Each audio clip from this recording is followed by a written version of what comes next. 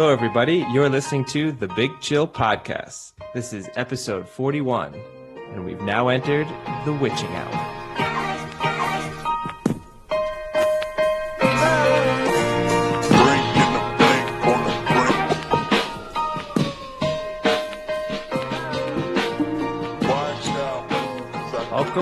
Welcome, Big Chillians. Eddie, I'm sorry I have to do this, and I know it's going to hurt you a little bit deep inside, but how about them Giants?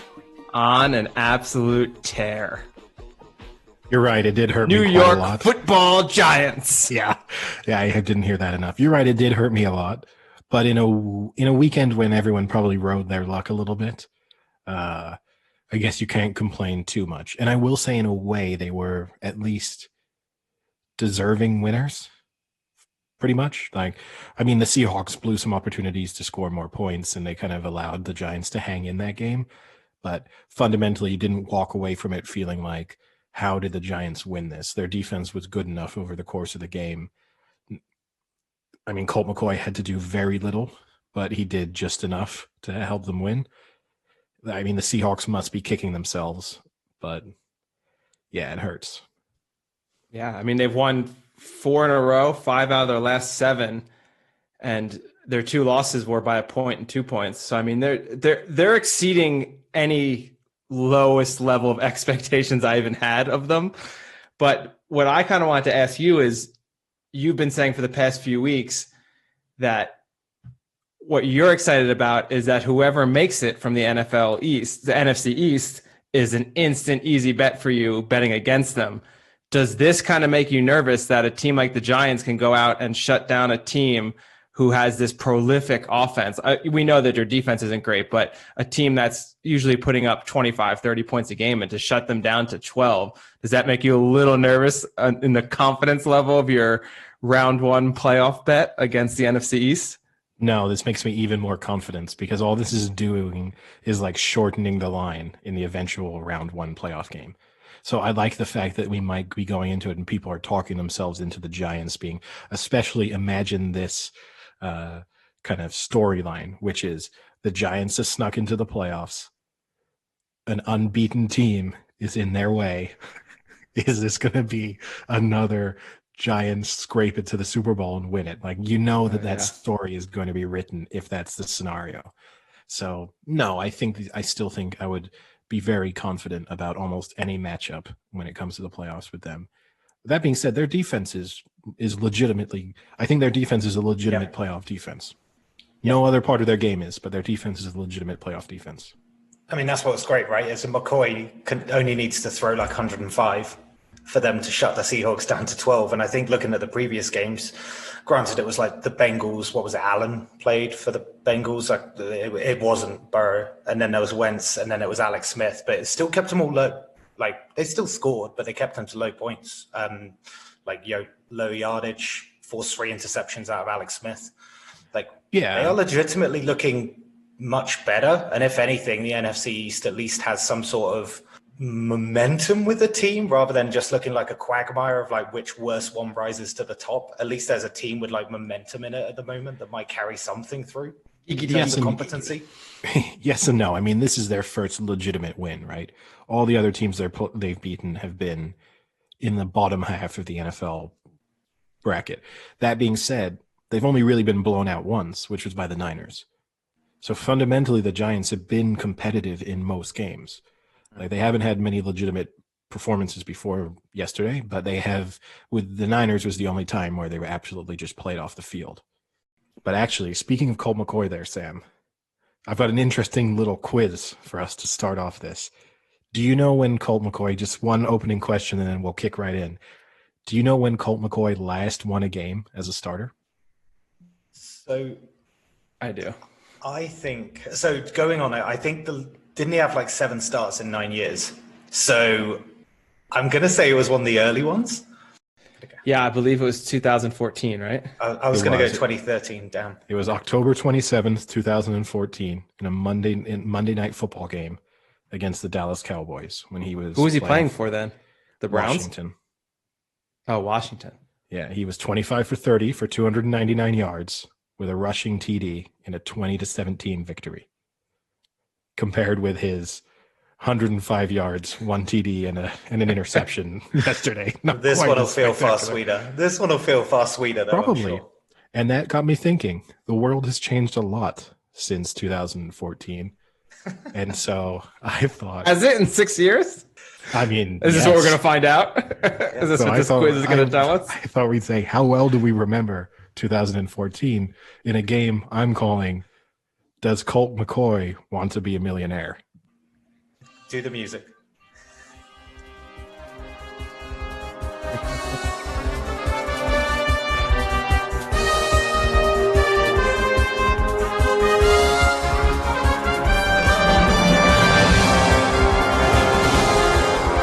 How enjoyable is this, huh? Production value is going through the roof right now. The whole thing? Yeah, just so everyone really, really enjoys it, and so we definitely get pulled for copyright infringement. So, question number 1: Who wants to start? Wait! I need to orient myself as to where I actually was in 2014, because otherwise I'm really screwed. Let me first think what I was doing in my life. It was a World Cup year. Sam, you maybe don't want to give things away, right? Before. Okay. There's a possibility that might come up. 2014, Frank, I believe you were living in Toronto. I was in Toronto. Okay. Yeah. Did we get lifelines? No lifelines. Oh. So we'll go with question number 1. Who wants to start us off here? You're going to get 3 questions each, let's say. Sure, let me go for it. Sam, which country was the world's most valuable company? Sorry, which company was the world's most valuable in 2014? China. Which company? Which company? Was it Alibaba? Was it Alibaba? No, it wasn't. Is it Apple? The correct answer was indeed Apple. Yeah, so obvious. I almost didn't want to go for it. All right. Frank, you're up. Who scored the winning goal in the 2014 FIFA World Cup final?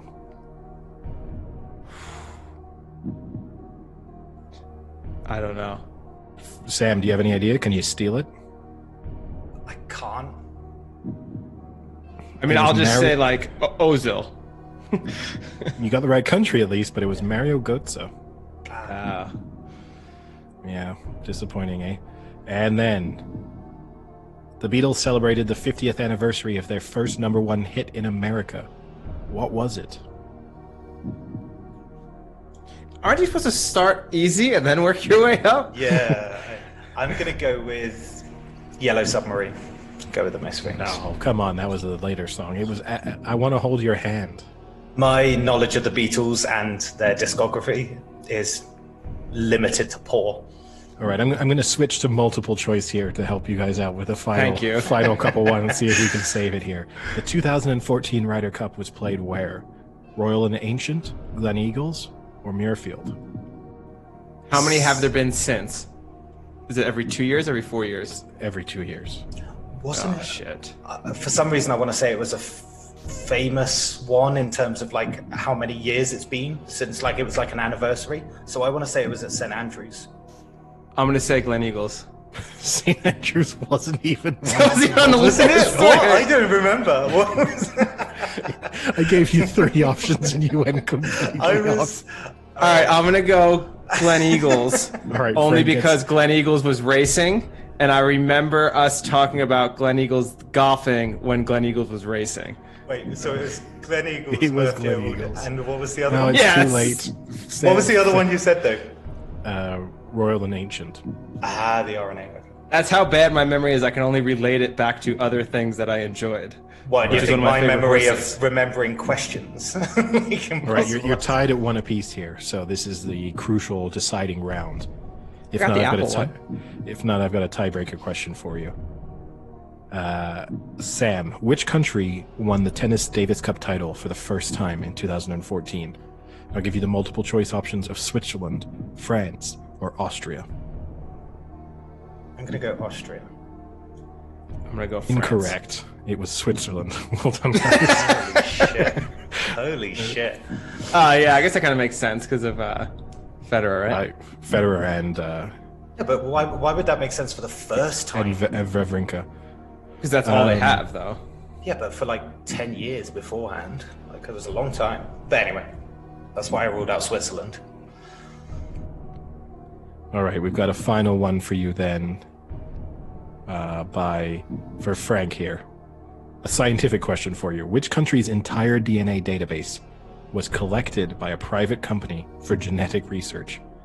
Ireland, Sweden, or Iceland? I'm going to go Iceland. It was Ireland. Really? And so as a final tiebreaker, I think Frank technically has won, but as a final tiebreaker anyway, we'll say winner takes it all. Closest to this. When Colt McCoy wins. Oh, it's not fastest? Do you want to lock in 5 as your answer? Yes, I don't know what it is. What wants to be a millionaire variation is this shit show? So, if Colt McCoy earned $1 million this year, how much would it be worth in 2014 dollars? That almost sounded like you said $2014. Well, yeah.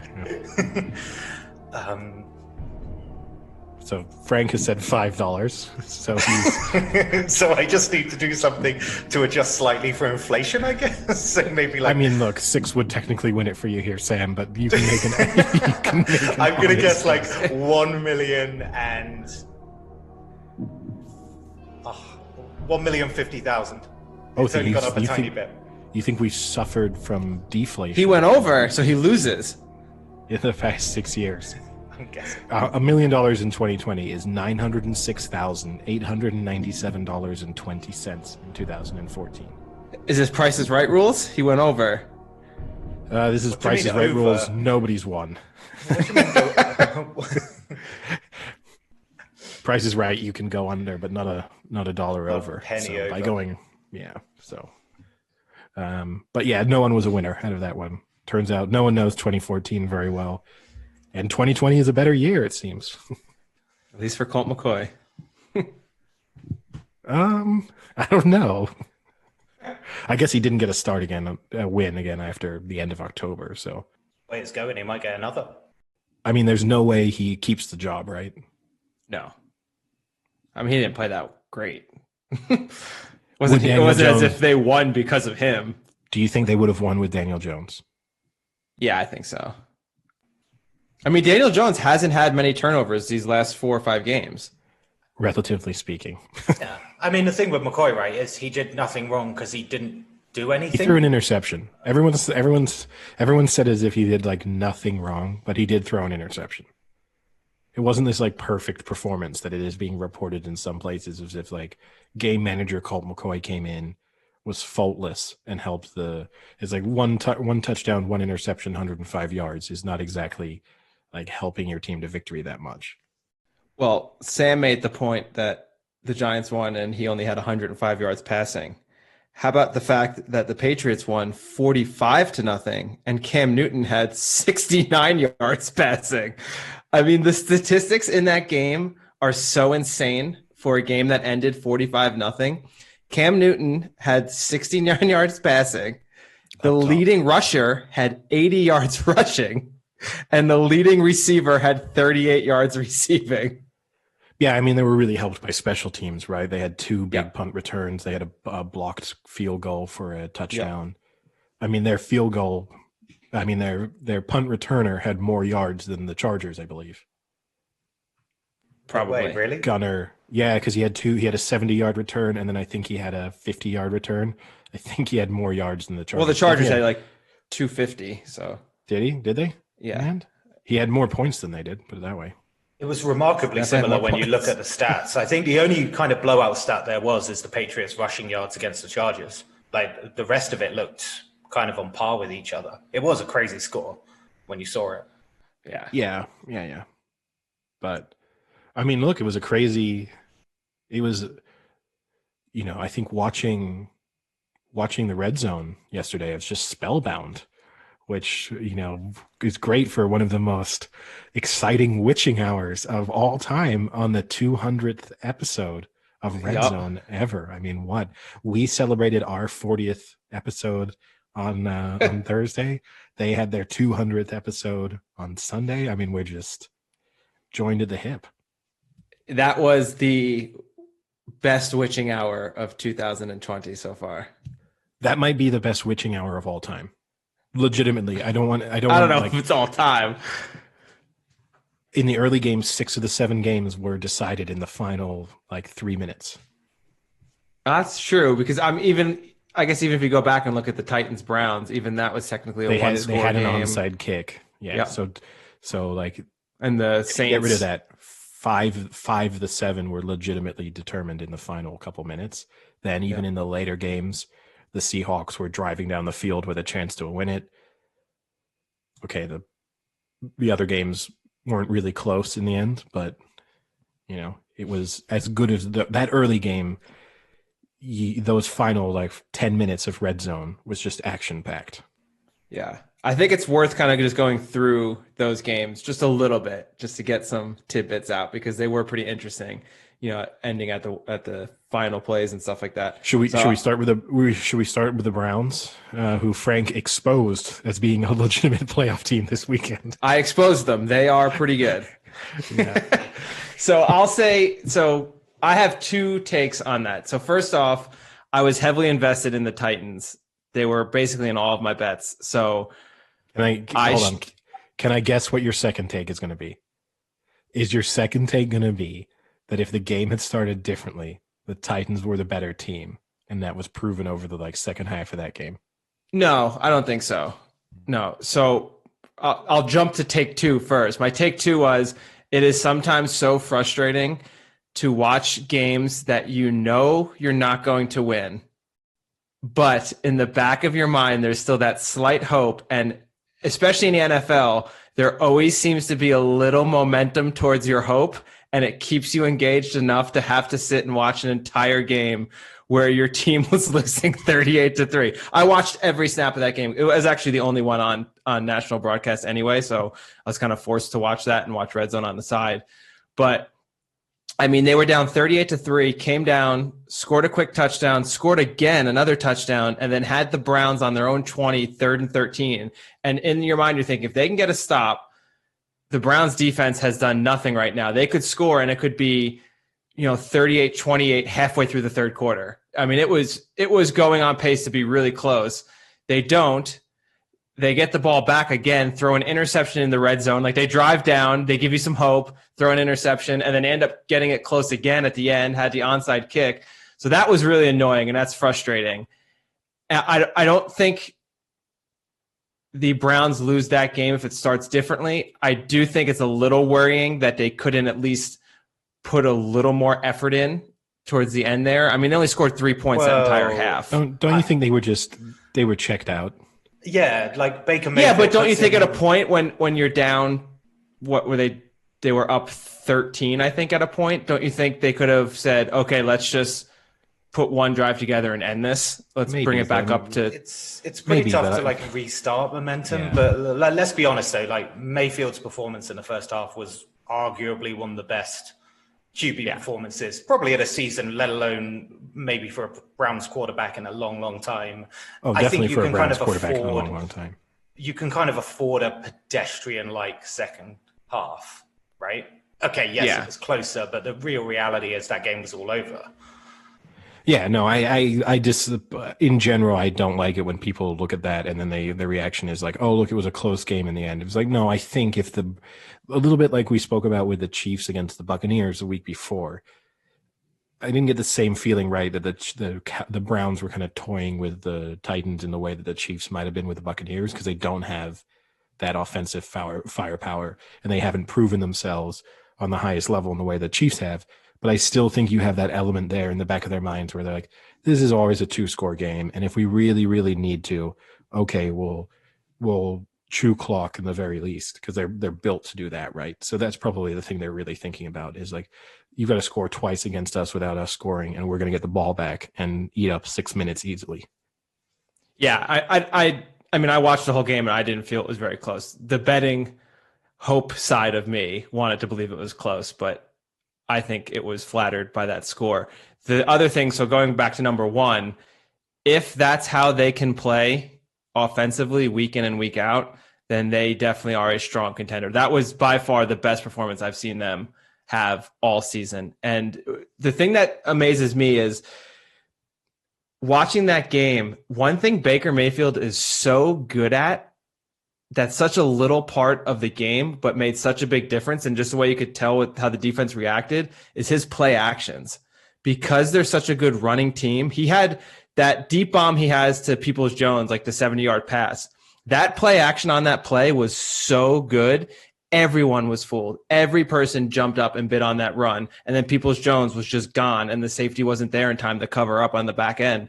Like, even when he hands the ball off, his like non-play action of dropping back like he's going to pass, even that was fooling people. I mean, that was part of the game. I guess when you have such a good running game, to have such a good play action off that running game could make all the difference. And if they can click like they did on their play action passes, they've got a good shot if they can keep the run game up. Well, they're going to keep the run game up, right? Like, I mean, they're going to keep running, but if no team can stop it. I don't think any team can stop it. The question is, they do need a passing game to work in conjunction with it so that it's not just a run game. Because when it's just a run game, we've seen what that looks like. That's been all their recent wins, which is they'll win 13-6, or, like that's what it looks like when it's just their run game. The difference maker here was that Baker Mayfield played a really great game. And so if that continues, the one thing I have to give him credit for is, I know he's kind of much maligned in some respects for having maybe undeserved swagger at times. I feel like he'd be a great quarterback. I feel like you'd love playing with him. And there was one moment when Chubb went on like a 60-yard run, and Baker Mayfield was running directly behind Chubb the entire length of the field, not really blocking anyone because he was behind Chubb, so there was no. He was doing like the Saquon Barkley, when he just flails his arms in the air. Yes. It was like running up. But I gave him credit for that, because to me that shows like his overall personality and also his kind of dedication to the team. Like, I think what the Browns have going for them in Mayfield, which you would have feared based on his personality coming into the league and on the back too of previous Browns quarterbacks, but that he actually doesn't have a lot of ego. Even when every single commercial has a Baker Mayfield appearance in it, like every commercial break, but he actually kind of plays the game just for the benefit of the team. And so I think that will help them too. Yeah, no, I mean, the huge difference between him and Johnny Manziel is they both had big personalities, but Manziel was just so much egotistic. He was very egotistical in there. I watched a podcast, like a recording of a podcast that Johnny Manziel appeared on a few weeks ago, and his groundbreaking innovation he'd come up with is that now when he drinks beers, he rotates the tab at the top of the beer to the side, and then he crushes the can slightly, and he drinks out of the side of the can, so that way he knows which beer is his at all times. And so that way at the end of a party, he can go around and count how many beers he's had, because he can see exactly which ones were his. What a life he must have. Like, how far has he dropped that he's still now going to parties where he's drinking canned beer and leaving it around the party? That's the type of parties he's still going to. Yeah, he's going to college parties still. And more to the point, he cares about how many beers he's had. Yeah. Yeah, it's like a bravado thing. Like, that's so strange. I like drinking beer. I like drinking a lot of beer at times. I'm like confident in the fact that I can drink quite a lot of beer, but I never get to the evening. You might sometimes get to the end and be like, wow, I did actually drink quite a lot there and I didn't realize it, or something like that. But I never go like, guys, look at this. I had 43 cans of beer over the course of this night. Like, isn't this amazing? It's like, yeah, Johnny, you also played in the NFL for a while and you won the Heisman Trophy. But now there's some other talking points from yesterday that I'm sure we're going to get onto, but there's one that I know is going to get Frank a little bit riled up, which is Chiefs. The Chiefs. I have been I've had a soft spot for the Chiefs ever since Andy Reid went there. I like the way they play. I like the fact that they're innovative and aggressive and explosive. I like the players that they draft. I think they do a great job of just adding weapons. However, I think the Chiefs are quickly shifting from likable to dislikable and quickly into the fork category. I think they are now approaching the Golden State Warriors of the NFL in multiple ways. Dominant play, absolutely but not. also just arrogant assholes. Could I just add something to this? Because obviously the Broncos game was pretty telling for the fact that how many field goals was it? 5? Yeah. So you look at their red zone touchdown conversion rate, and this is actually a genuine point for them winning the Super Bowl, right? They're tied 24th for red zone touchdown conversion, right? Over the last 3 games, they're tied joint last with Dallas at 33%. You look at the games they've had, the hardest ones they've had are the Bills, Ravens, Raiders twice, and the Bucks. There are legitimately times, I'd say, in about 3 or 4 of their wins where they were losing till quite late on. So it got me thinking, right? The later they get on and the better the teams they face, let's say the inevitable match with the Steelers, that touchdown conversion rate will kill them, right? They are becoming a really frustrating team, a good one, but a really frustrating one when you look at stats like that. And it does make you kind of half start doubting what I don't doubt them doing red zone wise, but I don't doubt them. I think they're heavy Super Bowl favorites. I mean, not heavy and like they're as far as Super Bowl favorites at this time of the year are going to be. Like I expect them to make the Super Bowl. I expect them to be the favorite when they're in the Super Bowl. I think there are teams that can beat them in both the AFC and the NFC, so it's not a complete lock, but they're clearly the favorites, and I'd say they're clearly the best team in the league. But it's just their overall attitude, their cockiness that is starting to bother me. Tyreek Hill is a really likable guy. The backflips into the end zone, to me, are crossing a line into. I'm fine with him throwing up the deuces when he's breaking free. I think that's like fine as a celebration as you tear away from some defensive players. But pausing and backflipping into the end zone is such a douchey move that I just can't stand it. I can't be on board with it. I don't find it charming. I don't find it endearing. I don't look at these guys having fun. I think it's always the amazing thing to me about American sports in a way is like in English sports, we don't mind running up a score. The concept of running up a score is kind of alien. You play full speed against your opposition and you beat them into the ground if that's the way it's going to go. But you don't showboat. And the showboating of backflipping into an end zone is just, I hope one of 2 things happens to him. Either he does it in the Super Bowl in a key play, which of course he wouldn't do, and fumbles. I would get I would love it so much. Or someone just comes in and absolutely wrecks him mid backflip and it ends his season. Yeah. So there's a lot to take in there. So I do think the backflip was a little unnecessary. I don't have a problem with him doing the deuces and stuff like that. The really, really the part that makes him look even shittier was the fact that it was called back on a holding penalty. So it didn't even count. That makes him look like a real asshole. The fact of showboating is something I think we could spend an entire podcast on, because part of sports is entertainment.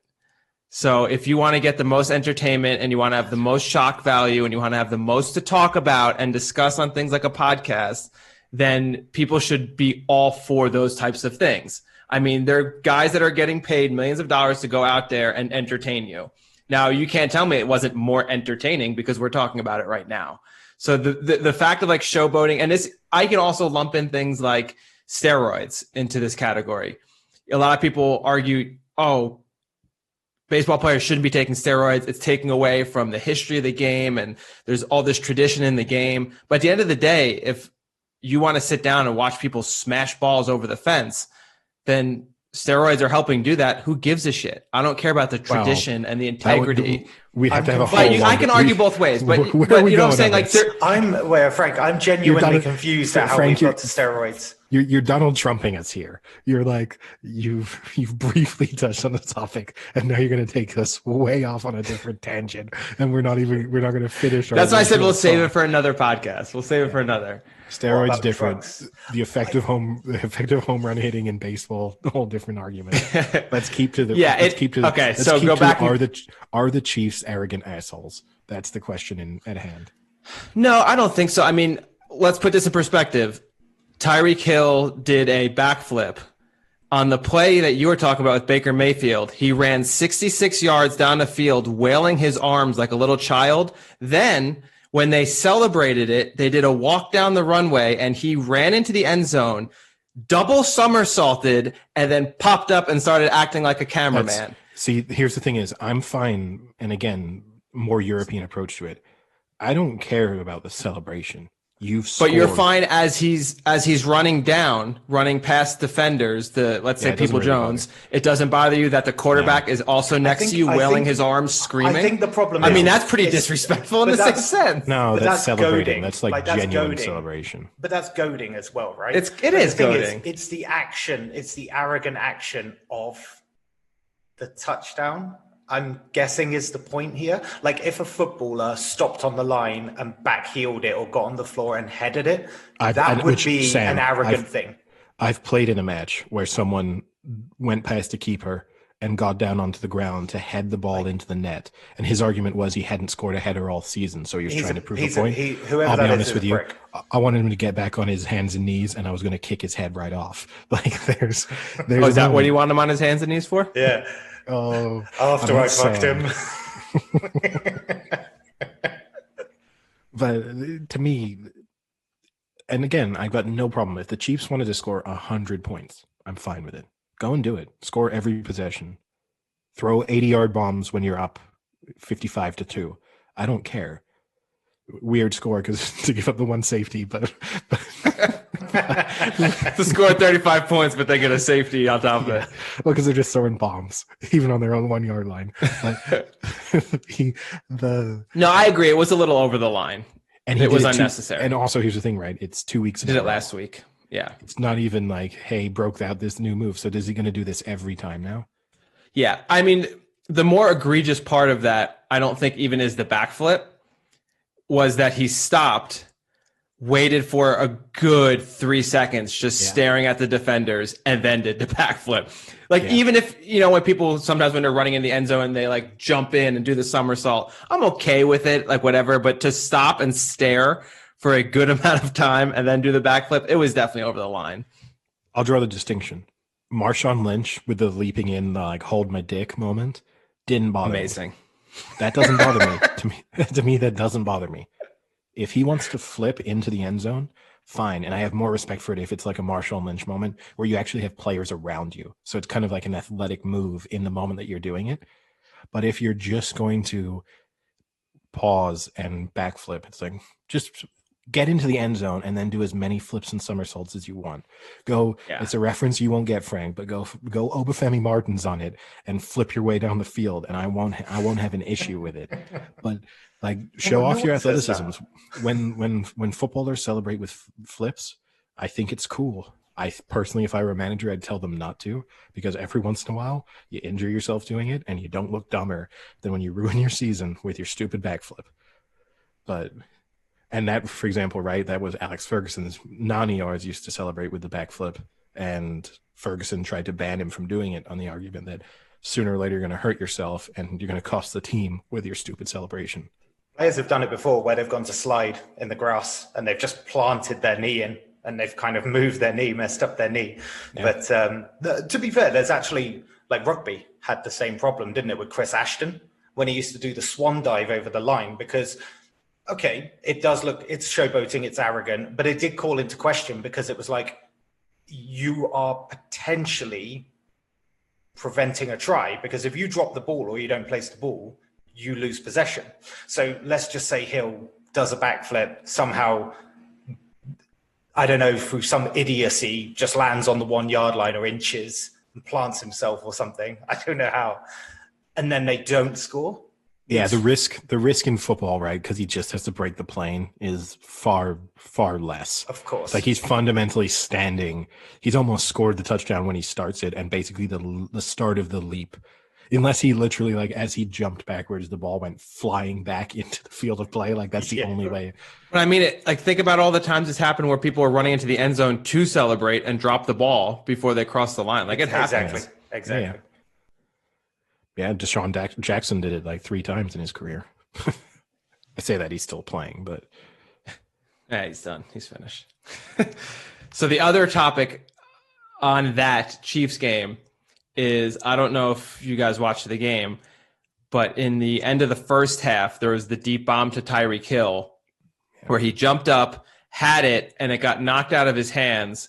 And then they called it then bounced back into his chest as he was on the ground. And they called it an incomplete pass.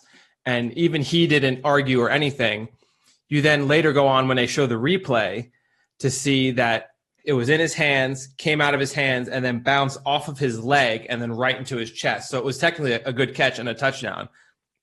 And now I don't have an issue with him, obviously. Actually, I appreciate the fact that he didn't run to the coach and be like, throw the flag, I caught it. Because so many receivers do that when they don't actually catch it. And it's so annoying. It's like, listen, you didn't catch it. Just whatever. You fucked up. You didn't catch it. Don't try and pretend like you did. What really pisses me off is they have people in the booth who they pay specifically to just watch every play and instantly watch the replay and run it back to make sure that it was what it was, the call is what it was. How do you miss something like that? How do you have people on payroll or their only job is to watch this and they miss it? You're missing for someone a key point here for anyone who didn't watch it is the next play was their third down. They punted. So I can get that you miss it in an instant where they snap the ball quickly to try and run another play, and you basically didn't have enough time to see, because you don't want to be the guy in the booth who goes, challenge it, and like, oh, wait, no, I just saw another replay, don't challenge it. But the fact that they punted, which meant that you did have a solid 35 seconds to see 2 replays and to be pretty confident that he caught it, that to me is the reason why it is pretty bad. I mean, if whoever that guy is certainly probably in a little bit of trouble today. I would say it's guys. I bet you there's more than one person doing this in the NFL. Probably. For each team. Yeah, probably. I thought that was pretty bad. Or girls, we should say. Or girls. Sorry. Yeah. You're right. But probably guys. Or people who don't identify as pronouns that we're currently using. Are we going down that rabbit hole? Yes. Yes. No, look, I agree with you in that respect. So I guess going from one deep bomb to another deep bomb to end a game, have to touch on the Jets Raiders. Just unfathomable what the Jets did. And in fact, unfathomable that the Jets nearly won, or that they managed to lose. I don't even know. Explain it, right? Because I watched the play, and obviously they were looking at the blitzing. But what happened exactly that was the shocking moment of it, kind of thing?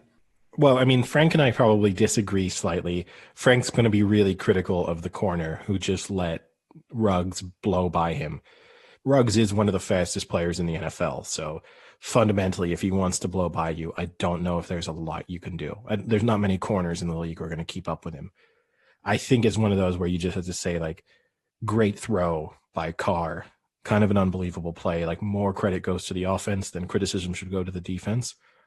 That being said, I'm not going to blame the individual corner, but I don't understand why you wouldn't have deep help given the situation. So the fact that you basically had Ruggs one-on-one on the outside, when on the previous play they'd clearly shown that they were going to go for a deep ball and that they weren't going to try and get a 10-yard, could have got it out of bounds 10 yards and then kind of chip away until they throw a Hail Mary, or what wouldn't have at that point been a Hail Mary. The lack of deep help is the only thing that I would raise a question mark when it comes to the Jets on that play. Didn't Carr say that? Wasn't he like, I was surprised they were blitzing, but I was really happy they were blitzing, kind of thing? It was almost weird that they were doing what they were doing. He couldn't believe they all out blitz, but he was really, really thankful they did. But they actually blitzed well, and he actually did quite well to go forward in the. Well, 100%. It wasn't a bad blitz. Now here's the thing: it was actually a pretty good blitz. He had to come forward, didn't he? They could have blitzed with slightly fewer guys and had two deep safeties on either side, so that you had some cover. Like there wasn't the need to just stack the box and all out blitz.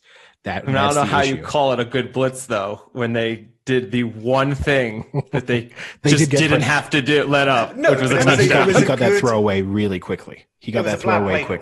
But you know how he got to throw away quickly? Because he had single man coverage on one of the fastest receivers in the NFL.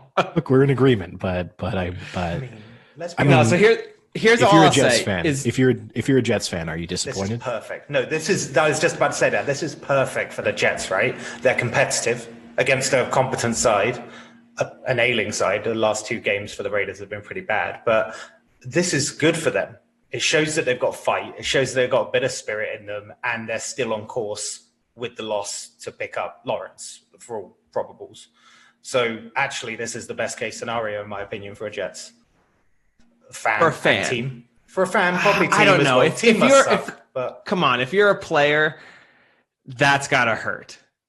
I don't care if you want Lawrence or not. Like as a player, if you get your ass beat week in and week out, and you're finally up a game and are finally staring down the tunnel of an actual win against a pretty quality opponent, and you lose like that with 5 seconds left, that's gotta just, whatever effort they had left, what little effort was left, I can't imagine there's anything in the tank after that. Well, yes and no. So I think if you're a Jets player, you want to win a game at some point. I don't think you want to go 0-16.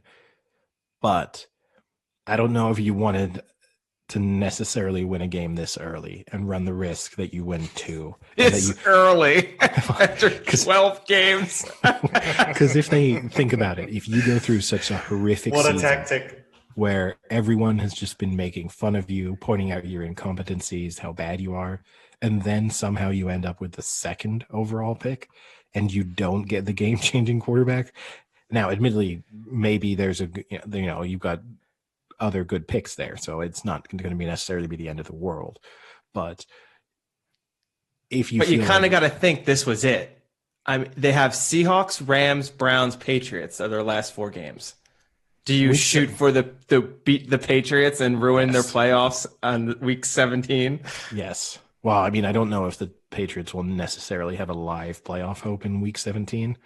They could. But it's an interesting story, right? Now, here's a more likely outcome. It's the Patriots resting everyone against the Jets, and the Jets just sneak their win in week 17. I don't know. But I guess a lot of fans thought that perhaps that was a planned loss, but I don't think it was because they just fired Greg Williams this morning. So I don't think he purposely tried to do that to get the loss. Also, like, again, how are you going to plan that? You can run a play and say, hey, there's a good chance this goes wrong, but you're still requiring a pretty good throw by Carr. And you're still requiring Ruggs to blow by your guy, which could have been expected, but you were requiring the Raiders to execute pretty well on a not so easy play. So if you were like, this is how we're going to lose, there would have been easier ways to lose that game. Eddie, there's 15 seconds left. They're on the 50-yard line with no timeouts. All anyone in the entire NFL would do is say, hey, guys, play the ultimate prevent. There's only 15 seconds left. They don't have any timeouts. Just play prevent. We're fine. We've got this. Yeah, but you know what? Every once in a while. It's 50 yards. It's not like they were on the 20. Yeah, you know what happens every once in a while, though? 15 seconds. So that's 3 plays if you get out of bounds. If you get out of bounds, 3 plays. It was also 3rd and 10. Right. So what happens though is you play deep prevent. They pick up 15 yards out of bounds. Now they're on the 35. Then next play they pick up 5-10 yards. Now they're you're on their out of bounds. Now they're on your 20-25 yard line. And suddenly you're now rolling the dice on a single play from your own 20-yard line. Like, it's not, I think there's prevent. I'm not a fan of prevent. I'd rather a team I wouldn't go all out blitz the way that they did. I think that was a little bit overboard. I probably would have been like, again, I would have had a couple deep Yeah, safeties. you put two deep safeties back at least. I'm fine with blitzing. I think the idea of blitzing is smart, but you blitz with like 4 or 5 guys and you have everyone else in your secondary. Like, but I do think trying to get pressure is the smartest thing, because I think all too often what you see NFL teams do is they give the quarterback like 10 seconds to wander back there. Eventually a guy gets open or he's got people grouped together and then he hits a deep throw. Yeah, you don't send the house. The other thing I will say is I won't fault the corner that much, because you're right. Ruggs is a quick dude. But in what planet are you biting on a 10-yard in route with 15 seconds left to go when you have single coverage? I mean, that to me almost is perhaps more coaching, because as a coach, you have to say like, hey man, listen, you got single coverage. Don't bite on a 10-yard route when all they have is 15 seconds. They're going to try and pull you in to go deep. And he bit so hard on a 10-yard in. It wasn't even a 10-yard out. It was a 10-yard in. If that's the legitimate play they ran, he catches that, the game's over. They can't run up and run another play. I mean, no way. That was just total lack of awareness of what he was doing. And that has to be part coaching as well. So just not a good play by Greg Williams. And Greg Williams is having a great two years now, huh? He's doing really well. Get him on the podcast. He's probably not far off. He's not. He might be our fourth man. He might be our fourth man in a little bit. But I mean, other talking points. Vikings scraped by the Jags. Elsewhere, the Rams looked pretty good against the Cardinals. They continue to do the thing. We talk about it every week. Good one week, bad the next week. Goff was pretty good. Their defense looked good. Pretty perfect weekend for them, right? With the Seahawks losing. They now take pretty commanding, well, not commanding, but they take the lead in it divisionally. Yeah. Kyler Murray looked bad. Not been a good 4 or 5 weeks for Kyler Murray. That's got to be said. Ever since the Hail Murray, basically, things have kind of gone downhill for him. Well, and this he got his or real shoulder injury, right? Yeah. He's gone to the Big Ben School of Acting. Unfortunately, you need to win some Super Bowls so that people don't mind it as much. But Green Bay looked decent. Carson Wentz seems to be out of a job. I love how he's just quickly rolling through these. there weren't. Sam and I kind of discussed it before the podcast. It's one of those very exciting end to a lot of games, but with the exception of the Giants beating Seattle, every game kind of went played out. Yeah, there was a bit of a mess with the spreads, but fundamentally it went with the way it would go. There was just a bit of a mess when it came to some of the spread cover, but no, you wouldn't have expected as many games to be as close as they were. Now, I guess we've talked on the Giants now. Their 4 remaining games: Cardinals, Browns, Ravens, Cowboys. How many wins do you think they're going to get from that? Say 4 to 5. If they get 5, that would be amazing. Yeah, they'll be the first round of the playoffs. Okay. I mean, I'm going to say the Browns and the Ravens are looking like almost certain defeats for them. So it comes down to which version of the Cardinals do they get, and then can they beat the Cowboys? I think they can beat the Cowboys. I think they could beat the Cards. Why would the Ravens be a certain defeat? Yeah, the Ravens stink, Eddie. Their defense is good. That's for sure. So I think whichever version of, and I think the thing that the Giants are going to struggle against, which is why I also think they'll definitely lose against the Browns, is in teams that are then built to beat them in tough, grinded out type of games, they're going to lose those. So, okay, they can beat Seattle because fundamentally, they kind of threw Seattle off kilter a little bit. And I think Seattle played a lot of that game with total confidence, strangely going for it on that 4th and 1 that kind of made no sense. If Seattle had just punted there, they probably win the game, honestly. It's one of those where you just needlessly gave them a short field and fundamentally gave them points. in a game where there weren't going to be a lot of points to come by. So it didn't make a lot of sense. I think when you play like the Browns or the Ravens, they're definitely going to be happy punting back to you. And they're going to happily play a game of like, let's see which one of us flips field position here. Let's see which one of us grinds out a 7-minute drive that leads to 3 or 7 points. So I think those ones are going to be tough for them to win with the way that they're built. Speaking of which, I just saw Lamar Jackson got reactivated as well. So they're going to have him back for the remaining games. Probably. Who knows? They might get more COVID tests between now and then. And also another topic, I guess, that kind of wraps us up for the reaction to the weekend's NFL games. But speaking of a sport that's not surviving COVID quite as well, England's tour of South Africa has ground to a total halt as a result of several positive COVID tests for players on either side. So it's interesting to see, I think we've almost been fooled with some of these sports into thinking from a sporting perspective, at least, like the world is back to normal. Like, okay, the Premier League, the Champions League, NFL, whatever it is, like NBA, those games are going to go ahead. Nothing's in jeopardy. And then now you've seen a tour where people are all supposed to be in a bubble still. Positive tests come in and lead to the cancellation of the matches. I mean, it's not many tests. This is what surprises me about it. What was it, like 2? So the problem was it was consistent testing positive with a few players, as opposed to like a breakout kind of. So I think the one that was supposed to be played on Friday, it was one unnamed member of the South African squad.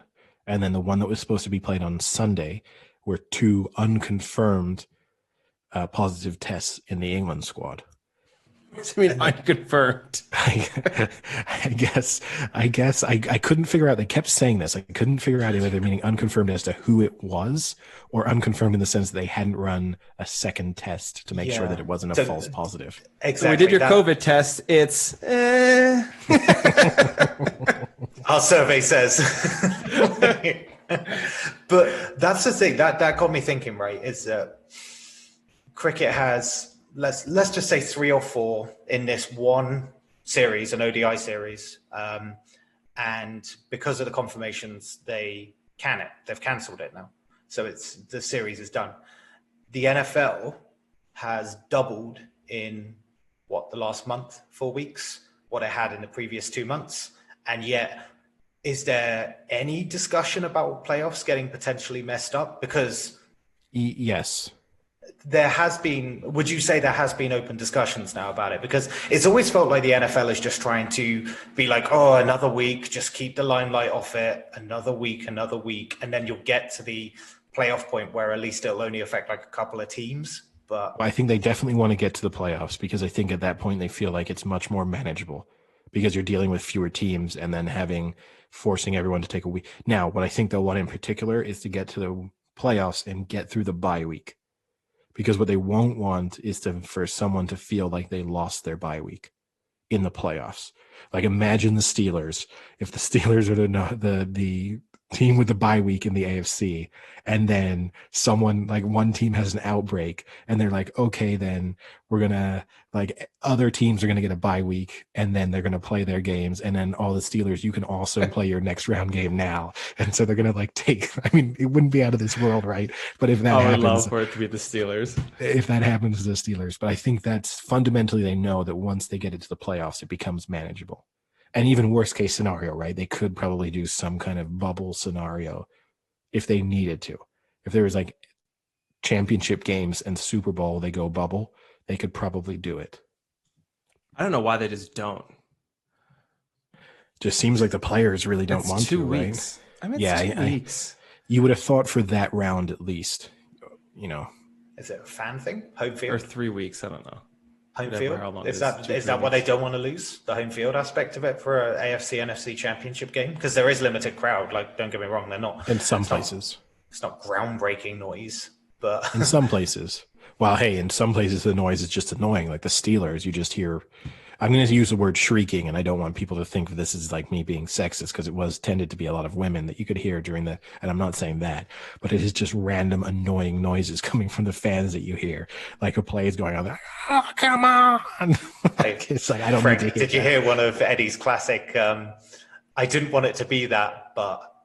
Yeah, and then gave his voice. I just know that can be a loaded term, right? And I'm not trying to use it in that context. So I'm just Well, speaking of shrieking women from Pittsburgh, didn't Chris Collinsworth have his quote last week about how he was surprised so many women in Pittsburgh knew so much about football or something like that? He said it was basically like, you come to Pittsburgh, you see what a big football town it is, because everyone likes football. And like even the ladies ask me questions about football, and they asked some like pretty detailed football questions. It was like very condescending. He since has had to apologize. He issued his little sort of Apple note. PR. It was a legitimate. He'd clearly written to himself. It was a legitimate. Yeah, they asked really specific questions about the game. I was just like, wow, just blown away. And he also used the term "ladies," which is also not the best way to do it. Now, I'm going to say this: I really like Chris Collinsworth, and this has nothing to do with that comment. He needs to decide now whether or not he just wants to get on his knees and blow Patrick Mahomes, or if we can actually have normal football coverage of Chiefs games.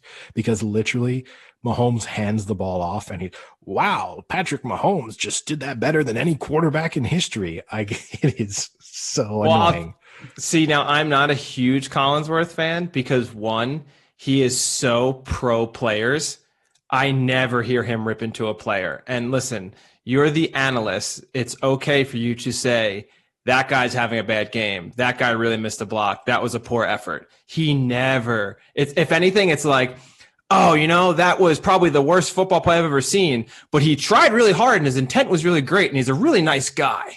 It's like, dude, just say he had a bad play. The other thing that's annoying really annoying about him is he loves to make these like unsubstantiated claims about random things. So for instance, he had a quote yesterday that he said, oh man, the Broncos, they're doing what no one in the NFL can do, and that's stop the Chiefs in the red zone. And then the next stat is the Chiefs have now failed to score a touchdown in their last 9 red zone attempts. So it's clearly not them. And then Sam, in our own podcast, says they're 24th in the NFL in red zone. Yeah. He just makes this random claim about nothing. And he did it too. And then he said, Mahomes, there's no one in the NFL that gets more people to jump off sides on a hard count than Mahomes. And it's like, no, I know of at least 3 or 4 other quarterbacks, Aaron Rodgers in particular, who constantly get people. He even got called out on that in the booth. Yeah. With the comment of, I think Aaron Rodgers called and he wants a word. Like, I think he just makes shit up in his head. It's pretty funny. He does, but in particular too, just the Mahomes praise is just overboard at this point. Like, he's like that with Rodgers though too. Do you ever watch him do a Rodgers game? No, Frank, I've not. Well, you should. You should watch next time. But it's just tiresome, and the thing to me is too, it means that when Mahomes does do something incredible, it's not appreciated to the same degree because you've just called the last 7 things he's done incredible, and so it's like, oh, okay, I guess that this 6-yard pass where he's like, they went really overboard. I know it's not an easy play, but when Mahomes was running to his left. Oh, that's a beautiful play. It's a nice play, and he just threw across his body. He threw across his body. Not an easy play. A lot of people would have messed it up, but I think a lot of quarterbacks in the NFL could and would have made an identical play. I think more praise should go to the receiver. I think it was Watkins for like dropping into this, like feeling the softness of the coverage and dropping into the space to give Mahomes that possibility. To me, that's the praise. But instead, it's like, oh, wow, no other quarterback in the league could have made that play. It's like, I think I've seen like 7 similar plays today. You're just a low-key Mahomes hater. This podcast in general has really showed me you have a secret backdoor hatred for Patrick Mahomes. And you know what? It makes me hate you even more. But I'm not. I'm really not. I knew this would be. If I have to choose between you and Patrick Mahomes, I choose Patrick Mahomes. Look, I'll tell you what, if you have the chance to replace me with Patrick Mahomes, choose Patrick Mahomes. Okay. I will understand when we have to have that phone call. I agree, guys. But God, I would love for that to be a real phone call. I would just love for me not to know, and then I just turn up on the podcast and just Eddie's been replaced. What? Oh, you think that's what's gonna happen? You think I'm gonna become friends with Patrick Mahomes, and then he's just gonna be the third on the podcast? Yeah, but in the background, I don't know what's going on. Wait, hold on, Frank. You're going to ditch both of us if you get Patrick Mahomes. Would you do that? Yeah, I thought it was the other way. It would be as if I can no longer talk to Eddie, and then therefore by rule, I cannot be on the podcast anymore. No, I was thinking that I would get replaced. Yeah, that's what I was thinking. Oh, that would be even better. I mean, Frank, would you? I wasn't just implying. Hold on. I wasn't just implying, Frank, that you would become friends with Patrick Mahomes, so you couldn't speak with me anymore. Oh, that's what I thought it was. Because in my mind, I pictured this conversation of me picking up the phone and being like, "Hey, Eddie, just wanted to let you know, me and Patrick are like getting really close. Like we're really good friends. He doesn't like you, really, and I'm not allowed to talk to you anymore. I'm sorry." To be honest with you, I could imagine a scenario in the future where you call me and you tell me that you're getting really close to someone called Patrick. He's just not going to be Patrick Mahomes. It'd be Patrick Stewart. Yeah, sure. Now, I guess moving on to other things you've fallen in love with in recent times. Another stellar performance from Arsenal this weekend. The Duke of Curse continues to be strong in North London. Boots out? Now to the point where Arteta has gone from being praised for the way he dealt with Arsenal to now being rumored to be at risk of losing his job. I mean, if Arteta is gone by the end of this season, this would be an incredible impact for the Duke. Should I send him the shoes and ask him to sign them? Oh my god, no, because then something will happen to him, like personally, like he'll actually. Well, he's already had COVID, right? So. Sorry for those of you who heard that phone. That was actually Patrick Mahomes calling me. Eddie, yeah, that was the Pat phone. The Pat phone, the Mahomey phone. Yeah, it's just a giant shaped penis phone that you keep under like one of those bell jars. Oh, Patrick's calling. Why is it under a bell jar? Like the bat phone. I know, but why does this one have to be under a bell jar? Do you want to get any dust on it? Because then it's closer to the bat phone concept.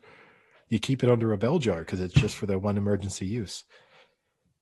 But this one too, you never talk. You just stick it in your mouth, and then he talks through the balls into your ear. So it's like a J shape. Yeah, it's a J shape. It's like a snorkel. You're just, oh. Hey, Frank, you know what? That's Eddie. That is $1 million idea right there. We make snorkels shaped like penises. I don't think that's $1 million idea. But why? Like, because it'd be hilarious. Listening to this. In fairness, I think is a novelty snorkel idea. And if you went to like Cancun in spring break and you were selling penis snorkels, I'm sure everyone would be buying. Yep. I'm going to get this one for Brett. He's going to have to wear this one when we. Oh, it's the voice. So we got the pre-text Eddie and then the voice Eddie. That's so funny. Well, we can add the penis snorkel to our list of possible merch ideas. So we've got the squid hoodie and the squid hoodie and the penis snorkel. Yeah. How come we do everything Sam likes? I don't like snorkels. You'll like this one. I mean, 2 minutes ago we were talking about Arsenal. I don't know what's happened. Yeah. Well, yeah. But Frank, Sam, are you slightly afraid? No. I know what you're going to say, and the answer is no. Arsenal aren't getting relegated this season. Okay. All right. I'll step back a little further. Are you slightly afraid that they're in the bottom five? So if I don't think they're getting relegated, you're saying, am I afraid they're 16th or 17th? Yes, basically. Yes. How specific is your fear? Let's go serious. Okay. Bottom half. No. That was going to be my next one. No, I do think they have the quality of players. As we know, Sam has never been afraid of the bottom half. I'm so afraid to keep going. So no, I'm not afraid of them being bottom half. But that I think they're just going to have a similar season where it's going to be like squeezing into the Europa League. Maybe 7th, 8th or something like that. Or I think they'll probably need to win a cup competition to do something about that European-esque. But here's the thing, right? There's actually a real... When you look at the league now, you look at the top 6 and the traditional big 6 are actually there, right? It's Man U, Chelsea, Man City, Liverpool, and Spurs. Leicester are the 6th team in there. You kind of have to start thinking that Arsenal just aren't that 6th in the big 6 at the moment. They are in terms of like finances, in terms of like global pull, but actually in terms of like playing week in, week out, I'm just not seeing them ahead of like from a this year perspective or the last couple of years. I'm just not seeing them near Leicester. For me at the moment, the only reason Arsenal kind of have that kind of seat at the table is because of past successes and past, sponsorship and bringing it in globally. But I think they're very much getting replaced at the moment by Leicester, which is pretty depressing. Arsenal are out to 200 to 1 to win the league, by the way. Okay. Who's next in that? Well, what are they ranked in that, Eddie? Wolves are That's joint. a good indicator of... So the Wolves are also 200 to 1, and then there are 6 teams ahead of them. So they're joint 7th in the betting.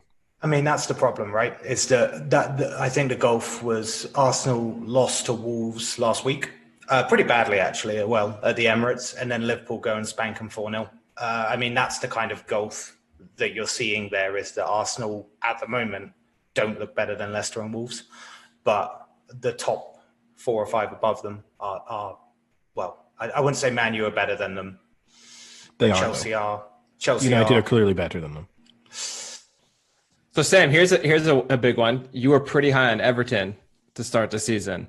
Do you think they'll pass Everton by the end of the year? Here's the thing. I actually wasn't that hot on Everton because when we did our preview, they hadn't signed all these players. I think it was me. I was the one saying Everton were a top 5 team. That was my. Oh, was it you? Sorry. Yeah, it was my prediction for the season. But sorry to put a snorkel dick in your mouth. I mean words. I think Everton have a capability of underperforming, and I think Arsenal can only get better, is probably how I look at it at the moment. I do think Arsenal have the makings of the team there. They just need to strengthen, and you'll probably see it again in January. I do. I think you saw it at the end of last season during the COVID time, and the kind of run-in kind of to the end of July, mid-August. I think they were beating big teams, and what Arteta's done, the issue is goal scoring at the moment. It's actually not to do with defense. Arsenal have actually conceded some of the least in the league at the moment. The problem is, in the last 11 games, they've only scored 10. That's the problem here. I mean, and also, let's be real. It's a really big problem. When you set yourself up more defensively, it will, like sometimes the defense is a reflection. The problem that's causing your good defense is something that's also hurting you from scoring goals. So sitting back and playing counterattacking football, which at times worked, and okay, they played against City at the back end of last season, and they managed to play counterattacking football and win matches that probably they otherwise shouldn't have won and things like that. That's great, but then the reverse of that is you try and play counterattacking football, you sit back, you create no chances, you lose 1-0. Yeah, I actually think the biggest problem for Arsenal is just Aubameyang isn't firing, and I think that's a big. They need to sort something out there. I don't know whether it's a. Well, you know, we could fix this actually, Sam. If we went ahead with this penis snorkel merch, you could send it to Aubameyang for his next celebration, and then he'll start banging them in. Where would you hide it? In his sock. This man is well endowed. I know a place you can pull it out of. You can just wear it all match. Say it's a breathing aid. I tell you what, he needs to pull a performance out of there at some point, as well as But a rather Venus than focusing on Arsenal's What's the stat? He has failures, 2, right? He has 2 this year, and 1 was in the first match. You stopped Eddie's segue. Sorry. yeah, it's not really a segue. It's just I think at times, right, rather than focusing on Arsenal's failings, we've discussed it before, but I mean, Spurs are legitimate title challengers at this point now. Yeah, what's interesting about Spurs at the moment is that they're winning in un-Mourinho weights. They're actually winning with a lot of flair and a lot of really good counter-attacking football and attacking football. They're not just soaking up pressure. No, but they're not. Like previous Mourinho teams soaked up pressure. Sometimes. I think Mourinho's first stint at Chelsea, they played good attacking football. I think Mourinho sometimes there's a little bit of people focusing on his more recent jobs and thinking, wow, he was negative. And so, well, he was negative with Inter Milan because they weren't that great. You've got to be. He was negative when he came back to Chelsea. They weren't great. He was negative at United. They weren't great. Like, to me, he's just a manager who knows, like, if you're not that talented, the best thing to do is shut up shop and try and deal with it from there. I think now he knows that with Spurs, he undoubtedly has the attacking players to be dangerous against any opposition in Kane and Son and then Bale. And then in addition to that, I mean, the real transformation within the Spurs side is Ndombele, who he's managed to transform into kind of the perfect Mourinho midfielder in roaming all over the park, protecting the back four, also transitioning into getting forward with the attacking team. And Ndombele, who was nearly sold, was kind of rumored to be leaving Spurs to now be a vital cog in their team. It's a pretty big transformation in the past 6 months. How much did they sign him for? It was quite a lot of money. He's a record signing, I believe. I mean, okay, it's a transformation, but fundamentally as a record signing, it's not really a transformation. It's just more the player is now playing to his capability, right? With a manager that allows him to. I wouldn't really say it's... Yeah, but even when Mourinho came in, he wasn't really figuring in Mourinho's plans. And clearly Mourinho has been able to get him to buy into the role that he needs to play. He's got fitter. There's no doubt about that. So he's managed to convince him to get into better shape, which isn't always easy with footballers, right? Traditionally, you would have thought with someone like Ndombele, if you're playing in the Premier League and you're kind of out of shape all the time, that's never going to change. It's very rare to see a footballer suddenly go from being the out of shape player on the team to being one of the fittest. It doesn't happen often. I think for me with Spurs, right, I've said it for the last couple of podcasts, I want to see the Christmas period. Like I want to, because I looked at their schedule and they've got Liverpool away, they've got Leicester at home, and they've got Wolves away. And I think, I'm not saying they've played bad teams, and these are kind of real tests for them. They've absolutely spanked Man U, they spanked Arsenal, even though the score didn't represent it at 2-0. But I think this will be interesting for them because it's kind of dotted with some other games as well. But fundamentally, I think if they can get through that, and they don't lose, or they don't put in bad performances, or you don't see a change, then yeah, I can see them up there. But they're all up there. Leicester are up there. City are going to be up there. Man U, regardless of my negativity around them, are still up there. Chelsea are up there. And that will be Spurs' problem, in my opinion, is that there are a lot of teams that I personally think are deeper and more experienced at that kind of run-in that are up there. I think that's why they won't win the league, but it doesn't mean that they're not contenders at the moment. But I think they might win it, honestly. What are the odds? 5 I'd be interested to know. No. 5-1. Yeah. I assume it's Liverpool favourites, followed by probably City, then Chelsea. No, I mean Spurs are third favourites. Liverpool, City, Spurs. Joint favorites with Chelsea in some places, but generally ahead of Chelsea in the betting.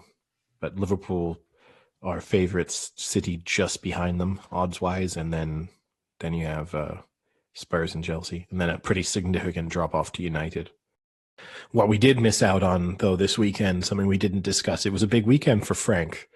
And it was a version of Frank that 2014 Frank probably would have not been able to imagine in many ways, it was the birthday of his dog. which he celebrated by putting it in a bow tie and buying it a birthday cake. What's happened to you, Frank? How close are we? How close is that Pat phone from ringing for an intervention? Oh, I do that like every week, every year. Every week, my word. He gets a birthday cake every year. He's got about a dozen bow ties now, so A dozen bow ties.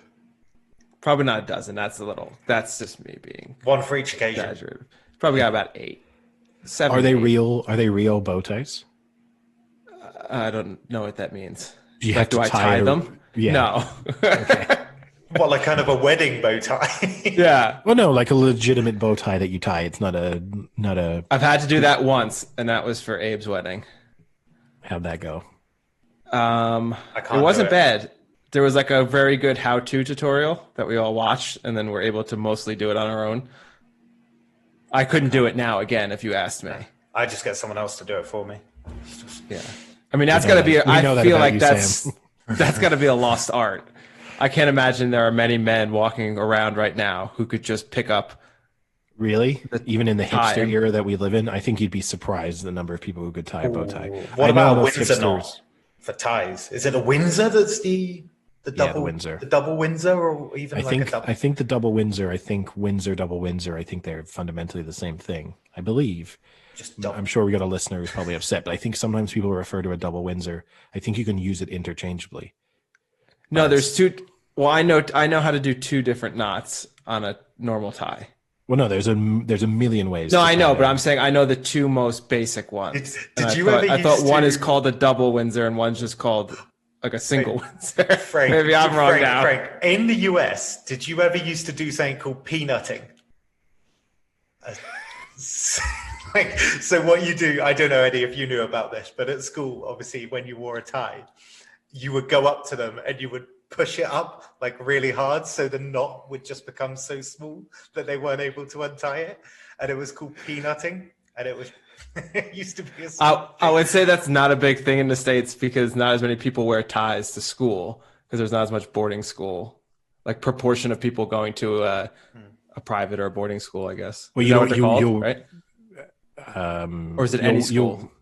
A lot, even what Americans would think of as private schools in the UK would still require that you wear a uniform with a tie. I think of the in-betweeners. I think almost all The in-betweeners is a good in the example. UK, up till Yeah, I 16. know. It's a I public think it's school up till with 16. in-betweeners. Up till 16, I think is basically shirt and tie at school. I mean, I wore a uniform to school in the US, but it didn't include a tie. You just wanted to wear it. No, I mean, He was the only one who wore it. We had a school. It wouldn't be a uniform then, would it? We had a school uniform, but there was no tie involved. I briefly went to a school for about 18 months that required you wear a tie. University was the first time for me without a tie in education. Wow, really let loose. Oh, I went did. downhill from there. Yes. Thank you. Do you think wearing the tie to school helped? One of my history teachers used to say that the reason it was good that everyone wore the same was that he said that people's personalities shone through. Whereas obviously when people just wear whatever the hell they want, all you can see is the clothes. So you can't distinguish people that well. What a statement. All you can see is the clothes. I'm just like, who's this guy with the jeans on walking towards me? Look over there in that mini skirt. Well, it's just some sort of like pixelated face. Oh, when hey, it's Mr. like- Purple. What's up with you? But don't some people say that their personality like shines through their fashion? No, I think, look, having attended schools with both like non-uniform and uniform schools, I can see the advantages to both. Like the nice thing about going to a uniform school is that you don't have to think about what you're putting on in the morning. Everyone looks the same. No one can really get bullied for being like unfashionable or anything like that. Like you are leveling the playing field in terms of how you will physically appear. The downside is you're right. Like some people like to express themselves, or you sometimes want to be. Now you'd have that like 1 or 2 days a year where you got to wear your own clothes. Like the jeans for jeans day was a big one. Oh, wait, jeans for jeans? So it was a charity, like a fundraising day. So you'd give money, and then if you donated money, that allowed you to wear jeans to school, which was that money was going towards genetic research. So it was a jeans for jeans. Wow, I like that. Yeah.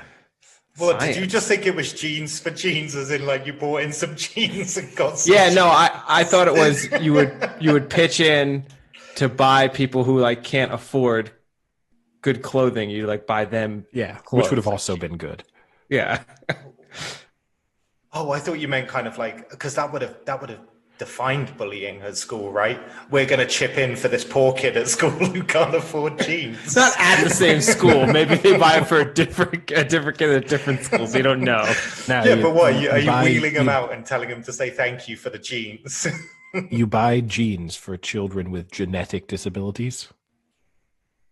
So it's very, it's very specific. And then sometimes you save money because if they don't have both of their legs or something, you can get them jorts or you save or a denim jacket. But yes, we did celebrate his birthday. We got a cake. The cake, surprisingly, not very expensive. And this was a dog cake, like a cake that he actually ate. No, triple chocolate. Human. No. Yeah, just poisoned your dog. Actually, we just got like an ice cream cake. We put it in the middle, and then me, Chris, and Beans just fought over who could eat it. Kind of a Hunger Games. You joke, but you're probably not far off. 10th birthday, that's probably what happens. If he makes it that far. Oh, wow, what a downer. Oh. I just made a joke about kids with no legs, and that was a more depressing statement. Or a veiled threat, who knows? So I guess the other topic that we kind of skipped over the past few weeks is all of this exhibition boxing that's kind of taken over the boxing landscape. Surely it's ruining it. And interestingly enough, whilst there's actually high quality boxing going on at the same time, I mean, Anthony Joshua fights this weekend, and yet the only thing that's going to get any coverage now is the fact that Floyd Mayweather is going to fight Logan Paul. It's just, to me, I don't understand who wants to watch celebrities box. I don't get it. Unless there's some beef. Unless there's some beef there. If they legitimately dislike each other and there's a feud. How strong would the beef?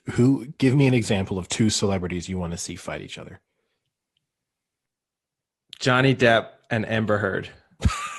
Okay, so you just want to see domestic abuse. So you just want to see it in public, basically. Yeah. Wow.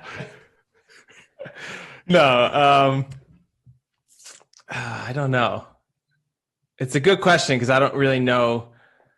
But that's the point, right? Like, how severe would the beef have to be I'm sure, to become interesting?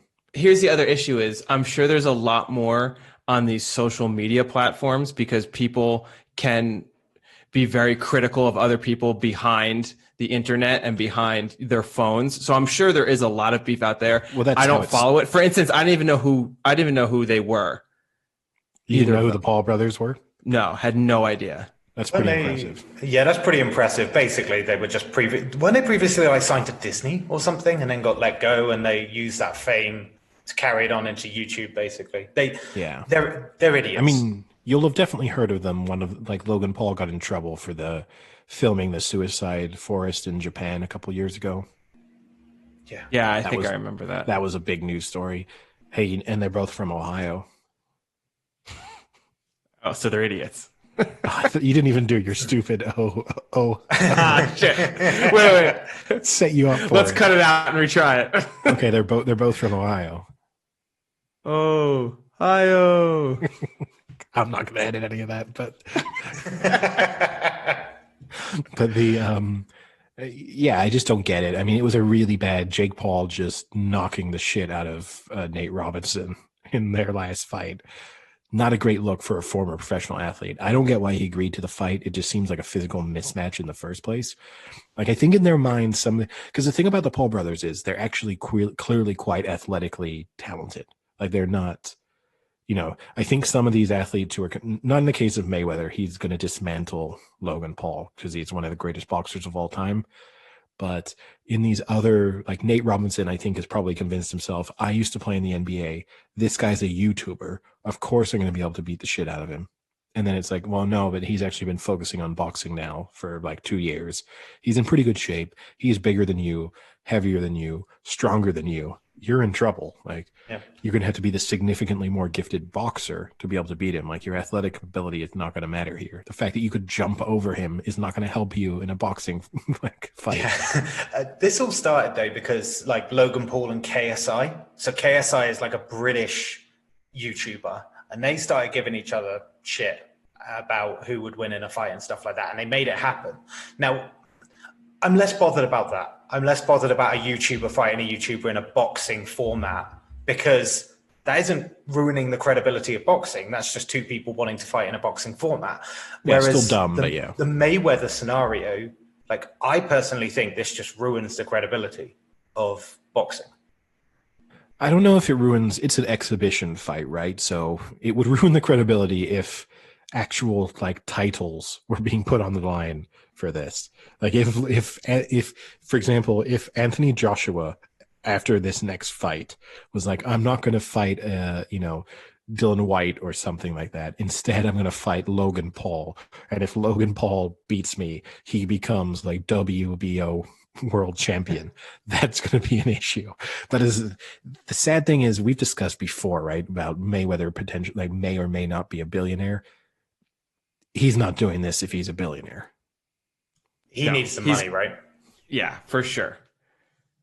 I mean, or maybe it's not so much that he needs the money, but he looks at this and says, I have to minimally train and I'm going to make what, 10, 20 million? He's going to do the Mayweather more. way of the Mayweather way of winning is basically shuffle around a lot, not actually throw that many punches. So ultimately his boxing part of boxing is very minimal.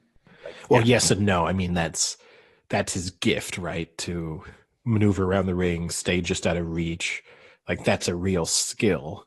And if he's a little bit, to me, that would almost worry me, because if you aren't sharp, if he doesn't take it seriously, if he's not quite up to speed, if he's started to age and all of a sudden punches do start catching him, then he might be in trouble. Like, you're not talking about a guy with look, to be clear, I'm not saying that I think that Floyd Mayweather is going to lose.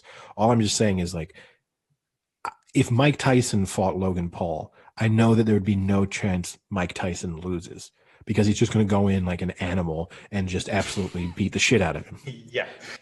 Whereas with Floyd Mayweather, if he has got a step slower, if he is just like a little bit out of shape, if he isn't quite, he's nearing 50 years old, right? Like, if things just aren't working quite as well, and you're fighting against a 30-year-old guy in good shape who can punch pretty hard, it's not like Mayweather is going to knock him out. Like, that's not going to happen. They're going to go the distance. It's going to be, can he put on a boxing clinic where he wins on points? That would kind of worry me. Like, if I'm Logan Paul, legitimately, we've kind of discussed this before, right? Where I said, like, would you give yourself a chance in a ring? I'd give myself a chance against Floyd Mayweather, because I would tell myself, if I can just land one. Insane. I think you really. What's Mayweather's record? 50-0. And you think you could go around? I think no. Look, I think if I train seriously for the next 6 months to 12 months to fight him, and then I got in a ring with a 50-year-old Floyd Mayweather, I think I lose 99 times. But I think there is one instance in which there's a universe where he's a little bit slower, where his skills are not up to the speed that they used to be, and I catch him. And if I can catch him, then it's just let loose from then on. So you think you have a 1% chance of beating Floyd Mayweather? Is that what you're saying? If I had millions of dollars to train and prep for the fight, yeah. Whereas, what's my chance of beating Anthony Joshua? 0%. What's my chances of beating Mike Tyson? 0%. What, even now, Mike Tyson? Yeah, did you not see him fight the other day? I mean, it wasn't pretty, but he showed that his hand speed is still up there, and he is still an absolute animal in the ring. He wouldn't just knock me out inside the first round, no doubt, and it would be incredibly painful for me. Who could eat more chicken wings, you or Mike Tyson? Is he famous for eating chicken? I mean, I know he takes care of pigeons. Does he eat a ton of chicken at the same time? I don't know. I'm just throwing it out there. Probably Mike Tyson. I mean, and you're right. Look, if you're Floyd Mayweather, maybe you're thinking to yourself, who is this idiot offering me X million dollars to just embarrass him in the ring, to like go through the motions against him? This is going to be so easy. Why wouldn't I take the 20, 30, 40 million I'm going to make from this? Like, I'd be stupid to not do this, to essentially spar with some amateur boxer for a ton of money. Why wouldn't I do this? Yeah. Here's my thing on it, though. Like, I always think these things, especially in an exhibition format, can be easily rigged. I mean, all you say is, right, give him 3 rounds and you get your money or you get your payout and stuff like that. I always find that with boxing. I just think it's actually quite easy to rig. You mean rig in the sense that, look, Floyd Mayweather's not going to knock him right out. He has weak hands. Like, he legitimately has weak hands, right? He's broken his hands throughout his career. It's the reason why he doesn't have knockout power anymore. It's the reason why there's a difference between the Floyd Mayweather that fought Ricky Hatton and the Floyd Mayweather that fought Ricky Hatton. Yeah, and the Floyd Mayweather that fought Conor McGregor. Those are 2 different fighters. It's not just age. The hand weakness is a big part of it. So it's not like he's going to knock him out. It's going to be similar to the Conor McGregor fight, in which, yeah, he'll take his time and maybe eventually he knocks him out because you'll just tire him out and then they'll just be able to land a couple of easy shots that kind of do the damage and get a TKO.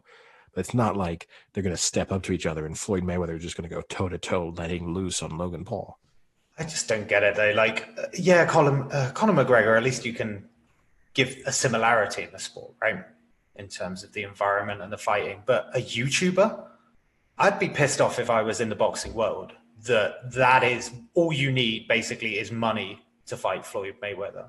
Whereas a lot of people would have wanted that chance or opportunity. It just stinks. I just don't like it. But I think you're pissed if you're someone like Anthony Joshua, who has a big fight coming up and no one is talking about that, but everyone's talking about a YouTuber knocking out a former NBA player that no one really cared about either. Well, to be clear, they are talking about it in the UK. Like, Anthony Joshua's fight is getting decent press coverage in the here. UK. I can say in the US, I haven't heard his name once. I will say that's always been the issue, like with the boxing world, is that America thinks that boxing is like very US centric, whereas fundamentally over the last 20 years, the heart of boxing has moved to Europe and elsewhere. And that Americans, like, it always frustrated me a little bit, for example, when you'd hear Americans talk about like the death of great heavyweights, because they're like, well, we don't have Mike Tyson anymore. We don't have Evander Holyfield. It's like, yeah, but since then there have been great heavyweight fighters. They just haven't been American. So like the Klitschko brothers were great heavyweight champions who would have competed in any era. Now, the downside was that they kind of ruined boxing by never fighting each other because they were brothers. Like, that was the only issue with the Klitschko brothers.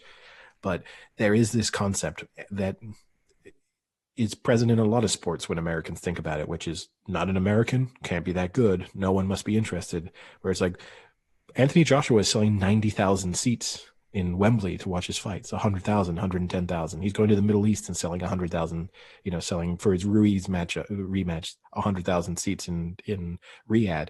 Like, there's no shortage of interest in boxing. It's just Americans don't like it when it's not an American. Wasn't there a similar argument with tennis as well? When like the Agassi, Sampras, Roddick, when they kind of went in the men's game, I remember there being like a very like, has tennis lost its edge and stuff like that? And it's like, no, it's just gone European centric. Nadal, Federer, and then later on Djokovic, Murray, kind of had that. But there was a Muhammad Ali was in an exhibition match, right, against that Japanese wrestler. There is a precedent for, very famous boxers kind of going outside of their comfort zone, I guess. So was Rocky against Hulk Hogan, right? Oh, I think you'll find as Vice President Hogan. Oh yeah, future Vice President Hulk Hogan. Now, I mean, look, here's the only thing that's interesting. How much will Mayweather spoil his legacy if he loses this? Like, you're 50-0. Loses? It's a joke. If he loses. It'll be a joke. Like, does he, he's obviously a complete sort of piece of shit as a human being. I wouldn't want to classify Oh, I'm so him glad you put that mildly. I wouldn't want to classify So him. no chance we get him on the podcast. Oh, I wouldn't want to classify him as the greatest boxer of all time just based on his personality alone.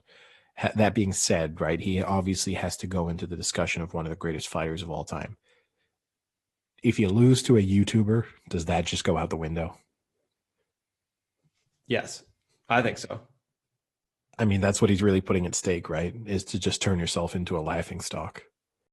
Or he just goes out, does his methodical Mayweather fight, and puts 20 million into his pocket and goes to the casino, and which is loses probably half of it. And here's the thing: I get why the Pauls are doing it the way they're doing it, because they control it, they make the money from it, all of that stuff. It's their promotion companies; they're entirely behind the organization. So I understand this, but at a certain point, if you do want to yourself, they are trying to challenge. They challenge, obviously, they're organizing this fight with Mayweather. They've challenged Jake Paul, challenged McGregor after his fight against Nate Robinson. If part of your mind is to be taken seriously as a boxer, why don't at some point you just fight in a professional fight? Yeah, that's exactly I get you'll make less money, but if in their minds they think we're real boxers now, then go fight a real fight. Mm-hmm. I just saw the odds, actually. Have you seen the odds have opened up for the Paul Mayweather fight? What do you think? Just give an idea. Ignore the tie. Just two-way win. Doesn't matter about decision. So Mayweather. I'm going to say, go ahead, Eddie. I'll let you go first. Mayweather was, I think, 1-12 against McGregor. So if he was 1-12 against McGregor, I'm going to give him 1-50 against Logan Paul. I'm going to say Logan Paul is 75-1 to win. No, that's outrageous. I hope you two don't work together on creating a book. 75-1 in a 2 or 3-way market is outrageous. No, Frank. I mean, I'll give Eddie his due. So basically he's opened up about 1-50. Logan Paul's opened up at about 14-1. Man, that seems fair. Like you say, the problem with boxing, well, whilst I disagree with it, fundamentally it is just one perfect punch and it could be all over. So they do have to account for that, right? I guess. So keeping it with sports, though, Evander Kane of the San Jose Sharks challenged both the Paul brothers. Hockey. No hockey. What's happened, Frank? Come on, I'll bite. What do you want? An NHL player has challenged the Paul brothers to a fight. Who's like one of the biggest on-ice fighters in the NHL. So like a hockey fight or just a kind of... No, to a boxing match. He's challenged either of them to a boxing match. How big is he? He's like 6'2", 210. Yeah, so you have a size advantage, at least over Jake Paul. I think Logan Paul is actually a pretty big guy. I think they're both 6'2". I just had it up before. Yeah. They're both Logan's 6'2", 190. Jake Paul's 6'1", 190. Okay. And Evander Kane's 6'2", 210. I mean, here's the thing is I'd like to think that he would win that fight, but these guys are seriously training for boxing at the moment. So there is a possibility that, again, you get in there and just, even if you can punch harder and you're tougher overall as a person, that your boxing skills... Now, maybe he has a boxing background. Maybe he did train as a boxer when he was younger. Okay, so like then maybe a teenager, though, but probably not in a while. That would be my fear. But that's a professional athlete at the top level who also is one of the best fighters in his sport. Let's not get carried away too much here. Like Logan Paul did lose to KSI, and KSI had a little bit of boxing training. But Logan Paul did have a bit of boxing. KSI did have some boxing training, but fundamentally is a 27-year-old gaming commentator. No, you are right there. And now he's going up against Floyd Mayweather, who, by the way, is 43, not 50. Okay, well, nearing 50. And Logan Paul, I think, is like 24, not closer 30. to 50. Closer to 50 than I am. You said it was 30 versus 50, but it's really like 43 versus 24. Okay, so fundamentally, I was right in the age gap. I just added 6 or 7 years to each of them. He just made it extreme. Watch this 95-year-old frail man with glass hands take on a YouTube sensation. He does have glass hands. I just want to say this, by the way, about gaming commentators. Like, KSI's success comes from commentating on people playing games. Like, just for a moment, that just sounds insane for me. Yeah, it's remarkable. And obviously we have our history of talking to gaming YouTubers. But I do think the ability of KSI and some of that other group that he was in to become as big on YouTube as they Oh, what, have the Sidemen? the The Sidemen? Sidemen, yeah. I think right place, right time, right? Like early YouTube and just able to establish, like when there weren't that many people creating stuff around, able to create something that if you just started out now doing FIFA commentary videos, you could become big. Don't get me wrong. I think you would become a really successful channel, but I think sort of turning a FIFA commentary channel and like unboxing Ultimate Team like cards into becoming one of the biggest YouTubers in the world, I don't think that transformation can be done anymore. No, I find YouTube incredible. How you see these, like, what, a podcast, a couple of hundred downloads, we're all pretty happy. Some guy opens a pack on Ultimate Team and gets 57,000 views. Hold on. A, we're not happy with a couple hundred downloads. What I mean is, there are YouTubers out there. Joe Rogan's not going to be happy with pulling in anything sub, whatever, 500,000 downloads for his episode. So, but the point is, right? Someone opens a pack on FIFA Ultimate Team or Madden Ultimate Team, they get 60,000 views, and all they do is click a button and scream, and it's just like that. That's content now, apparently. Well, that's the interesting. I occasionally see some of the Sidemen interviews. I will say KSI, at least he's like a pretty engaging person. I actually find him. I find him a little bit immature. He bothers me in that respect, but he legitimately is good at kind of being on camera and being interesting. Some of the other Sidemen who just got dragged along to fame with him, you look at them on.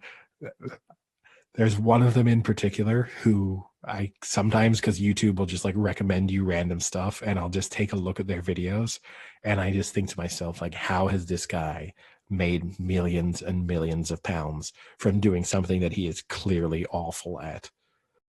I also want to say, if any like talking about celebrity beef leading to boxing fights, if any fellow podcasters out there want to start a beef with us, I'll get into the ring. Joe Rogan, no. I'll come for you. We should do a WWE style, like, triple tag team. I'm good, guys. Joe Rogan, I won't go MMA, but straight up boxing, I'll take you down. I've got at least a foot on you. Well, you won't take him down because that would be MMA. Yeah, you're a tiny little midget man, and I will knock you out.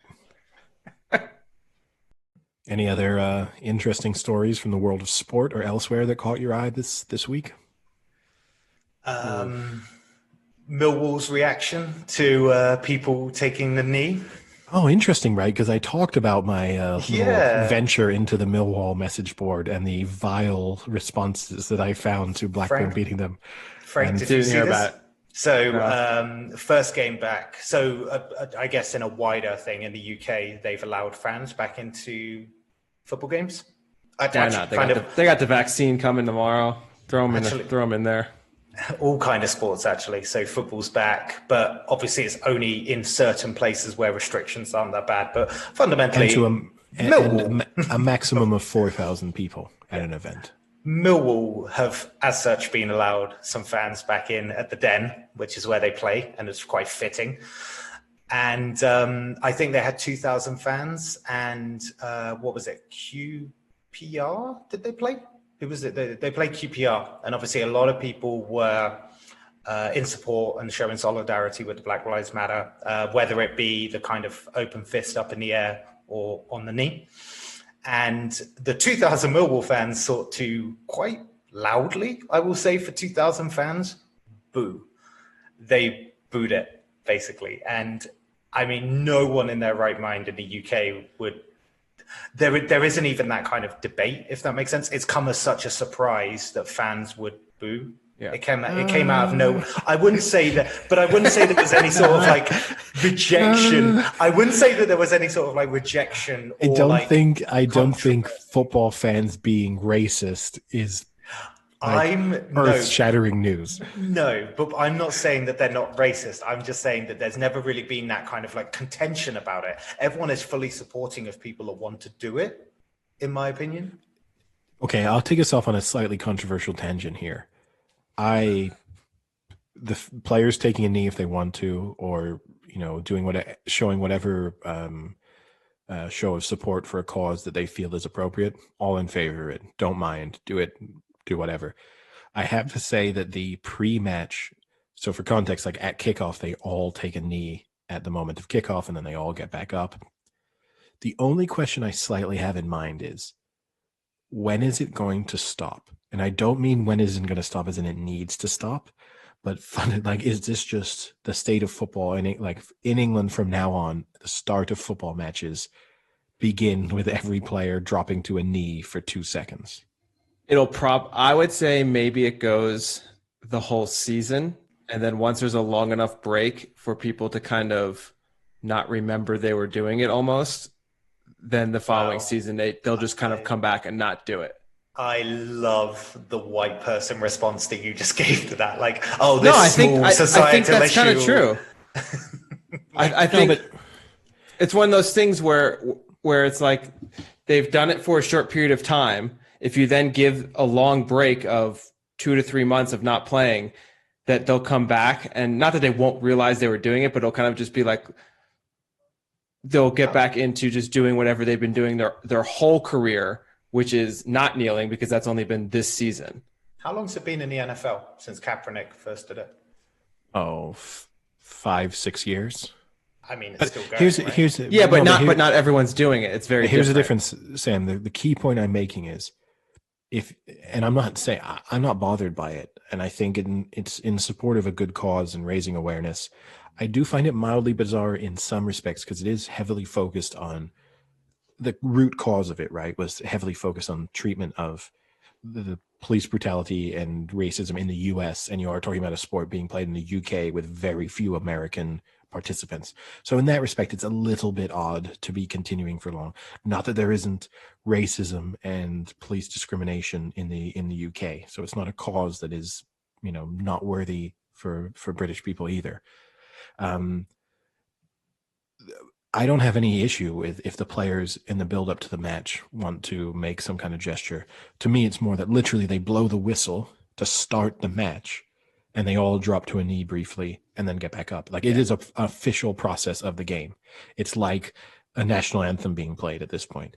It's not a player making a statement. It is like, if you didn't do it, you would be, I don't know what would happen to you as a player. You'd be singled out at least. I mean, yeah, Mike. Sam, do you think that it goes on forever, Sam? Do you think it's now a part of the game? I guess I guess as part of a societal movement, the logic would be that it stops when the reason they're doing it stops. Which is never. Which is probably never. But that would be the intention. Right? I'd like good news, boys. We've eliminated racism. We can stop. Yeah. And I don't mean there to be facetious and but here's the other interesting. The only way I can see it continuing forever is that it gets used for a rotating list of causes, because that's the other interesting thing, right? Not that this cause, and I hate to be that person who's like, there are more worthwhile causes, so why aren't you? Because doing any good is better than doing no good. But. Isn't there going to be a moment in time where it's like, okay, we focused a pretty long period of time to police brutality in the US fundamentally. Why don't we now talk about, I don't know, how we treat Syrian refugees? Why don't we move on to a new topic that is probably deserving? How would you show that? Would you still take a knee? The 11 players at kickoff could just be washed onto the pitch. Just in pierced dinghies. The annual ceremony of the rubber dinghies coming onto the pitch. And then 2 or 3 of them don't make it. And it's just a random set of footballers every time. You can imagine a really important Liverpool-Man City game, and it's like, oh, De Bruyne didn't make the Channel crossing. That's going to be tough for City. Yeah, and it would make fans really properly appreciate how the strife of refugees. the lottery of it. If you're going to be risking your life, probably there's a reason you're leaving that war-torn country. Yeah, actually, yeah. Yeah. I mean, But no, you see what I mean. Awful lot of production value going into it, right? Yes. Yeah. It would be like gladiatorial almost, like back with the Colosseum. They'd adapt pitches so that they could flood them. And then as the water drained away, there would just be a handful of players just lying with their clothes shredded and soaked on the touch. And then they go on now, play 90 minutes of football, do your best. God, I have no idea what you would do if it was like about homosexuality in football, about trying to I've got ideas. Is it a J-shaped snorkels? six of them take a knee at kickoff. I'm sure you'd be in for that. But no, I mean, that's the only thing. And look, I'm all in favor. I have no problem if it never stops. I want to be clear. I've got no issue with it. It just, to me, the natural stopping point was the end of last season. And now that we've continued it, it's like, well, I don't know when it's going to stop. Well, that's true. Because but the end of the season last year wasn't that long. Wasn't it only a few weeks? Well, they kind of have been playing. It was a good 10 to 12 straight weeks. Through. I actually think a better way of doing it would be to continue it through the people that are going to continue the cause, if that makes sense. So there's a very well-known charity in the UK for football called Kick It Out. And that's basically about kicking out racism, literally any sort of prejudice, or quite literally about racism. I think it only focuses on racism. But the idea would be that maybe all clubs donate their sponsorship money to that charity, and they wear the Kick It Out as their sponsor for their game, or those kind of things. That would be a better way of continuing it, like actually showing like the money going to, what they're doing to make sure that they represent the charities that actually do that groundwork. I think that would be a better way of continuing it. Like the knee is a statement fundamentally, but then kind of show the follow-up.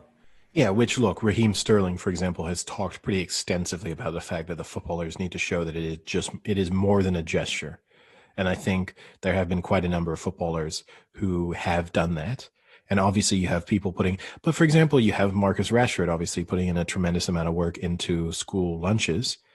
The Premier League could be spending time trying to support him in those efforts, and maybe dedicating, if we think of this as sort of a moment of protest or demonstration before every Premier League match, then maybe you change what the cause is for a few weeks and say, okay, well, let's help Marcus Rashford out, who's one of our fellow professionals who's putting in a ton of effort. Why don't we give him this platform now to see if this helps? The NFL does it, doesn't it, with breast cancer? They do the pink, don't they? Well, they just actually did it this week for the cause for cleats, or cleats for cause, whatever it is, where everyone can design their own cleats, and all the proceeds go to whatever cause is being expressed on their cleats. See, I kind of like that idea. It's pretty cool. I mean, they auction them off and they get a lot of money for them, and they make a lot of money through it for something that's a pretty minimal thing, and that all the players love, because then they get to design their own cleats. And I'm sure that's really cool. I mean, I'd love to be able to sit down with someone for an hour and design my own cleat to wear. Well, you can as part of our merch. We'll put that on the list of things that we'll want to sell. Would anyone actually want to buy Duke cursed cleats? Once me and Patrick Mahomes become best friends, give them to an enemy. Design his cleats. Oh, that would be horrific. Just the career-ending injury that Patrick Mahomes suffers. It would be like a combination of Alex Smith and Joe Burrow, just both knees just going. In fact, I probably shouldn't even be talking about Patrick Mahomes. I don't want to ruin his career. Oh, that's true. We've dedicated quite a long time here to Frank praising. He's done next week. If Mahomes gets injured next week, we'll know where it came from. But I guess we've talked about football, and I guess before we finish, maybe round it off with tomorrow or today, probably when people are listening, you have the interesting matchup of Barcelona-Juventus, maybe not as sort of meaningful as it could have been given the situation in their Champions League group. But it does mean that it's Messi against Ronaldo for the first time in a couple of years, probably, depending on whether or not they get both play, which may not happen. Thought it interesting maybe just to take a second to look back at their careers and maybe do a comparison then of who we think is the better player, but maybe set the table here in terms of talking about their own achievements. So in Messi, he's played 744 club games. He scored 641 goals. Ronaldo has played 859 club games and scored 648 goals. So Messi has the definite edge there. The significant edge for Ronaldo is on the international scene, where he's played 168 times for Portugal and scored 102 goals, whereas Messi has played 140 times for Argentina and only scored, I say only, 71 goals. So only one every 2 matches. And then in terms of honors, Messi's won 10 domestic league titles, 4 Champions League, 14 domestic cups. And Ronaldo has won 7 domestic league titles, 5 Champions Leagues, and 8 domestic cups. They've each won. Messi's won the Ballon d'Or 6 times. Ronaldo's won the Ballon d'Or 5 times. They've won 11 out of the last 12 or something, right? Yeah. Combined. It's crazy. Apart from Modric, basically. Yeah. Such a weird one. But yeah, and then Golden Shoe, Ronaldo's won 4, Messi's won 6. And they've both been selected for the FIFA Pro World 11 13 times in their career. What a piece. So here's my... Like they've been in a team, okay. Here's my question.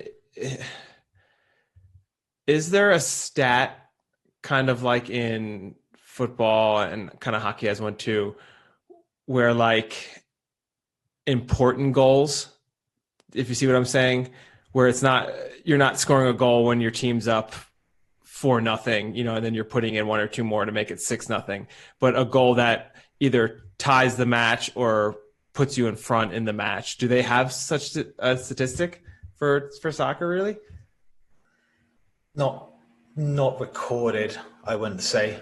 I mean, I'm sure someone has it. I will say that. Because that would be interesting to me, is which one do you think is like more clutch? So I will say this. You can look at it. Messi has been 33% of his team goals. Ronaldo has been 34% of his team goals over the course of his career. Or like involved at some point, assist or scoring itself. Here's my take on it before you two start on yours. What gives Ronaldo the edge is the international stage. I think that Ronaldo won the Euros, right? And Argentina have perennially underachieved during Messi's time. I think Ronaldo does it at the world stage as well as the continental and club stage. So I'll give him that. Ronaldo's done it at more clubs, obviously. Messi's had 1 club. He's done it at a season at Juventus. He did it at Man U when he kind of came onto the scene, and then obviously did it for a long time at Madrid. The only thing, I'm actually going to go with Messi, though, over Ronaldo. The reason being is, when I look back at the kind of Messi years with Barcelona, I completely characterize that Barcelona team as like one of the best teams that has been in European competition, just in terms of how dominant they were, the passing style, the complete dominance that they had over pretty much everyone at that time. Whereas when I look back at Ronaldo's Madrid as a team, I always saw them as second to Barcelona. And that's a perception. That's just my perception of living through those years, because, Madrid won back-to-back Champions Leagues. Messi had a better set of team players around him, though, right? Yeah, of course. But the fact that he's still involved in 33% of them is still a mega contribution. And for me, that's kind of it. I mean, like I said, we grew up with these two, which has been an extremely kind of privileged scenario to be in, right? I just feel like I have more memories of how good that Barca team were than the Madrid team. And I just feel like it was all down to Messi. But I don't know what you two think. I think fundamentally Messi is the better player. I don't agree with you in the sense that Barcelona's superiority in that era was solely down to Messi. I do think he had fundamentally more talented players around him throughout the length of his career up until the last couple of years. And in those last couple of years, Barcelona have kind of dropped off the face of the earth a little bit. I mean, they are seriously struggling this year. And okay, Messi is getting older, but you'd have to say now Ronaldo is much better at keeping his teams competitive. I want to give Ronaldo the edge because I think he's the better team player. I think it's shown in the way that he has had to adapt over the course of his career to playing in different styles and in different positions. I also think it was even shown, to me, the epitome of the difference between them was the Euros final in 2016 when Portugal won and Ronaldo came off, and you saw his passion. He was just crying for like 7 minutes, wasn't he? No, but just on the touchline, he was still fundamentally kicking every ball. Yeah. I mean, he was there. He was managing them more than their manager in that situation. And I think that everything about Messi, on the other hand, has been like, if it's not about me, I don't care. And on top of it, you even see it. I mean, a couple of weeks ago, right, we discussed after their defeat to Atletico Madrid, sending a young player out to face the media instead of him going or someone else, a senior player from their team. I think that's the kind of mentality he has. He's great when they're winning, and he wants to be part of, like, front and center then. But when things are going wrong or if he's not involved, he's not interested. Yeah, for me, I think Messi's a better scorer. Maybe it's tough. I mean, I guess the statistics would say that, but then I was able to find in just the finals they've played. So any type of match that is some sort of final, whether it's on the international stage, Champions League, the League Cups, whatever. Messi's played in 34 and has 29 goals. And Ronaldo's played in 30 and has 19. So Messi has significantly contributed more in a finals matches than Ronaldo. And I always kind of pictured Ronaldo as being more clutch, just something about it. And it actually might just be what Eddie's saying about how passionate he is and how excited he gets, that you remember those times where he makes like a very clutch goal and just how excited he is in a way he celebrates and like rips his shirt off. Like those stick out in my mind, obviously. But I mean, they stick out in people's minds where he's just so passionate that you remember those times where he's so clutch. But I mean, at least this statistic, which isn't a phenomenal statistic because you could play, Barca could play a cup final against a pretty shitty team that sneaks their way in for like whatever their one is, Copa del Rey or whatever, right? Yeah. So that could be, not the greatest one, but I did find that pretty interesting that he has 10 more goals and only 4 more matches versus Ronaldo. I will say fundamentally 5, right? Because one of Ronaldo's final appearances will be that the Euros with him being subbed off relatively early on. Yeah, so and Messi has 14 assists versus 2 in those two. You could kind of take Ronaldo one final appearance off for Ronaldo.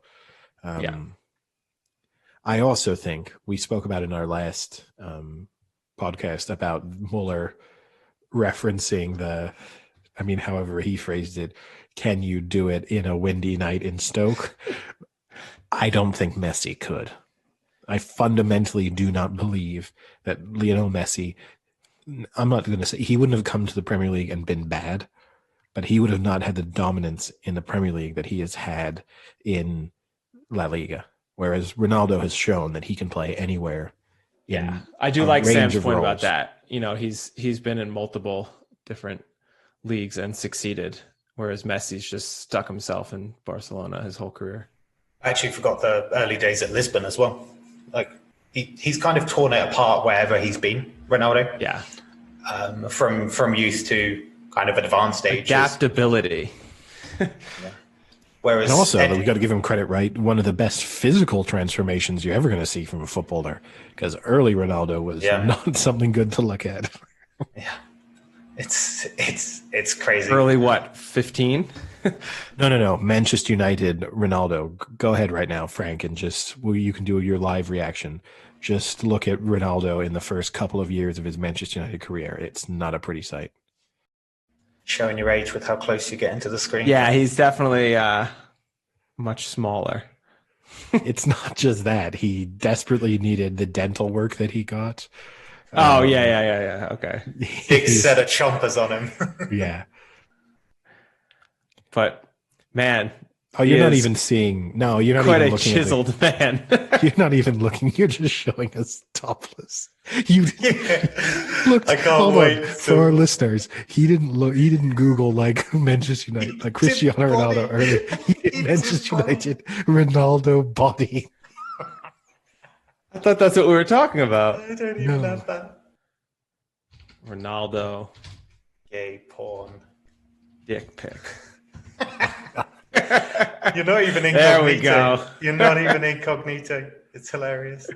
Is this like your university login? Has he got that? Wait, what's the background? Is that Benzema behind that's getting? Can you click on that photo where it's Benzema naked behind them taking a tea? No.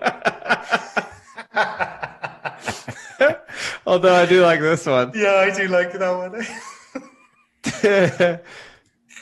Oh dear. But yeah, he's aged well. That's for sure. Messi's just looked pretty similar. He's just growing a bit of a beard. That's basically it. Who's got the better personality? Oh, I'd much rather spend time with Ronaldo. I don't think Messi has really ever shown his personality. He's just a tax thief. Well, Ronaldo's a rapist. Oh God, we're gonna get sued. Shit. Alleged Racist. Whereas you'd much rather hang out with Ronaldo, but we've covered. You just called him a racist. I'm just really going out for him now. We covered this before with his Instagram photos. I think it depends a lot if he is pretty tongue-in-cheek with, his Instagram, and if he is not actually that full of himself, because that could make for a terrible person to hang out with. All right, well, talk to you guys later. Yeah, see you. Here we go.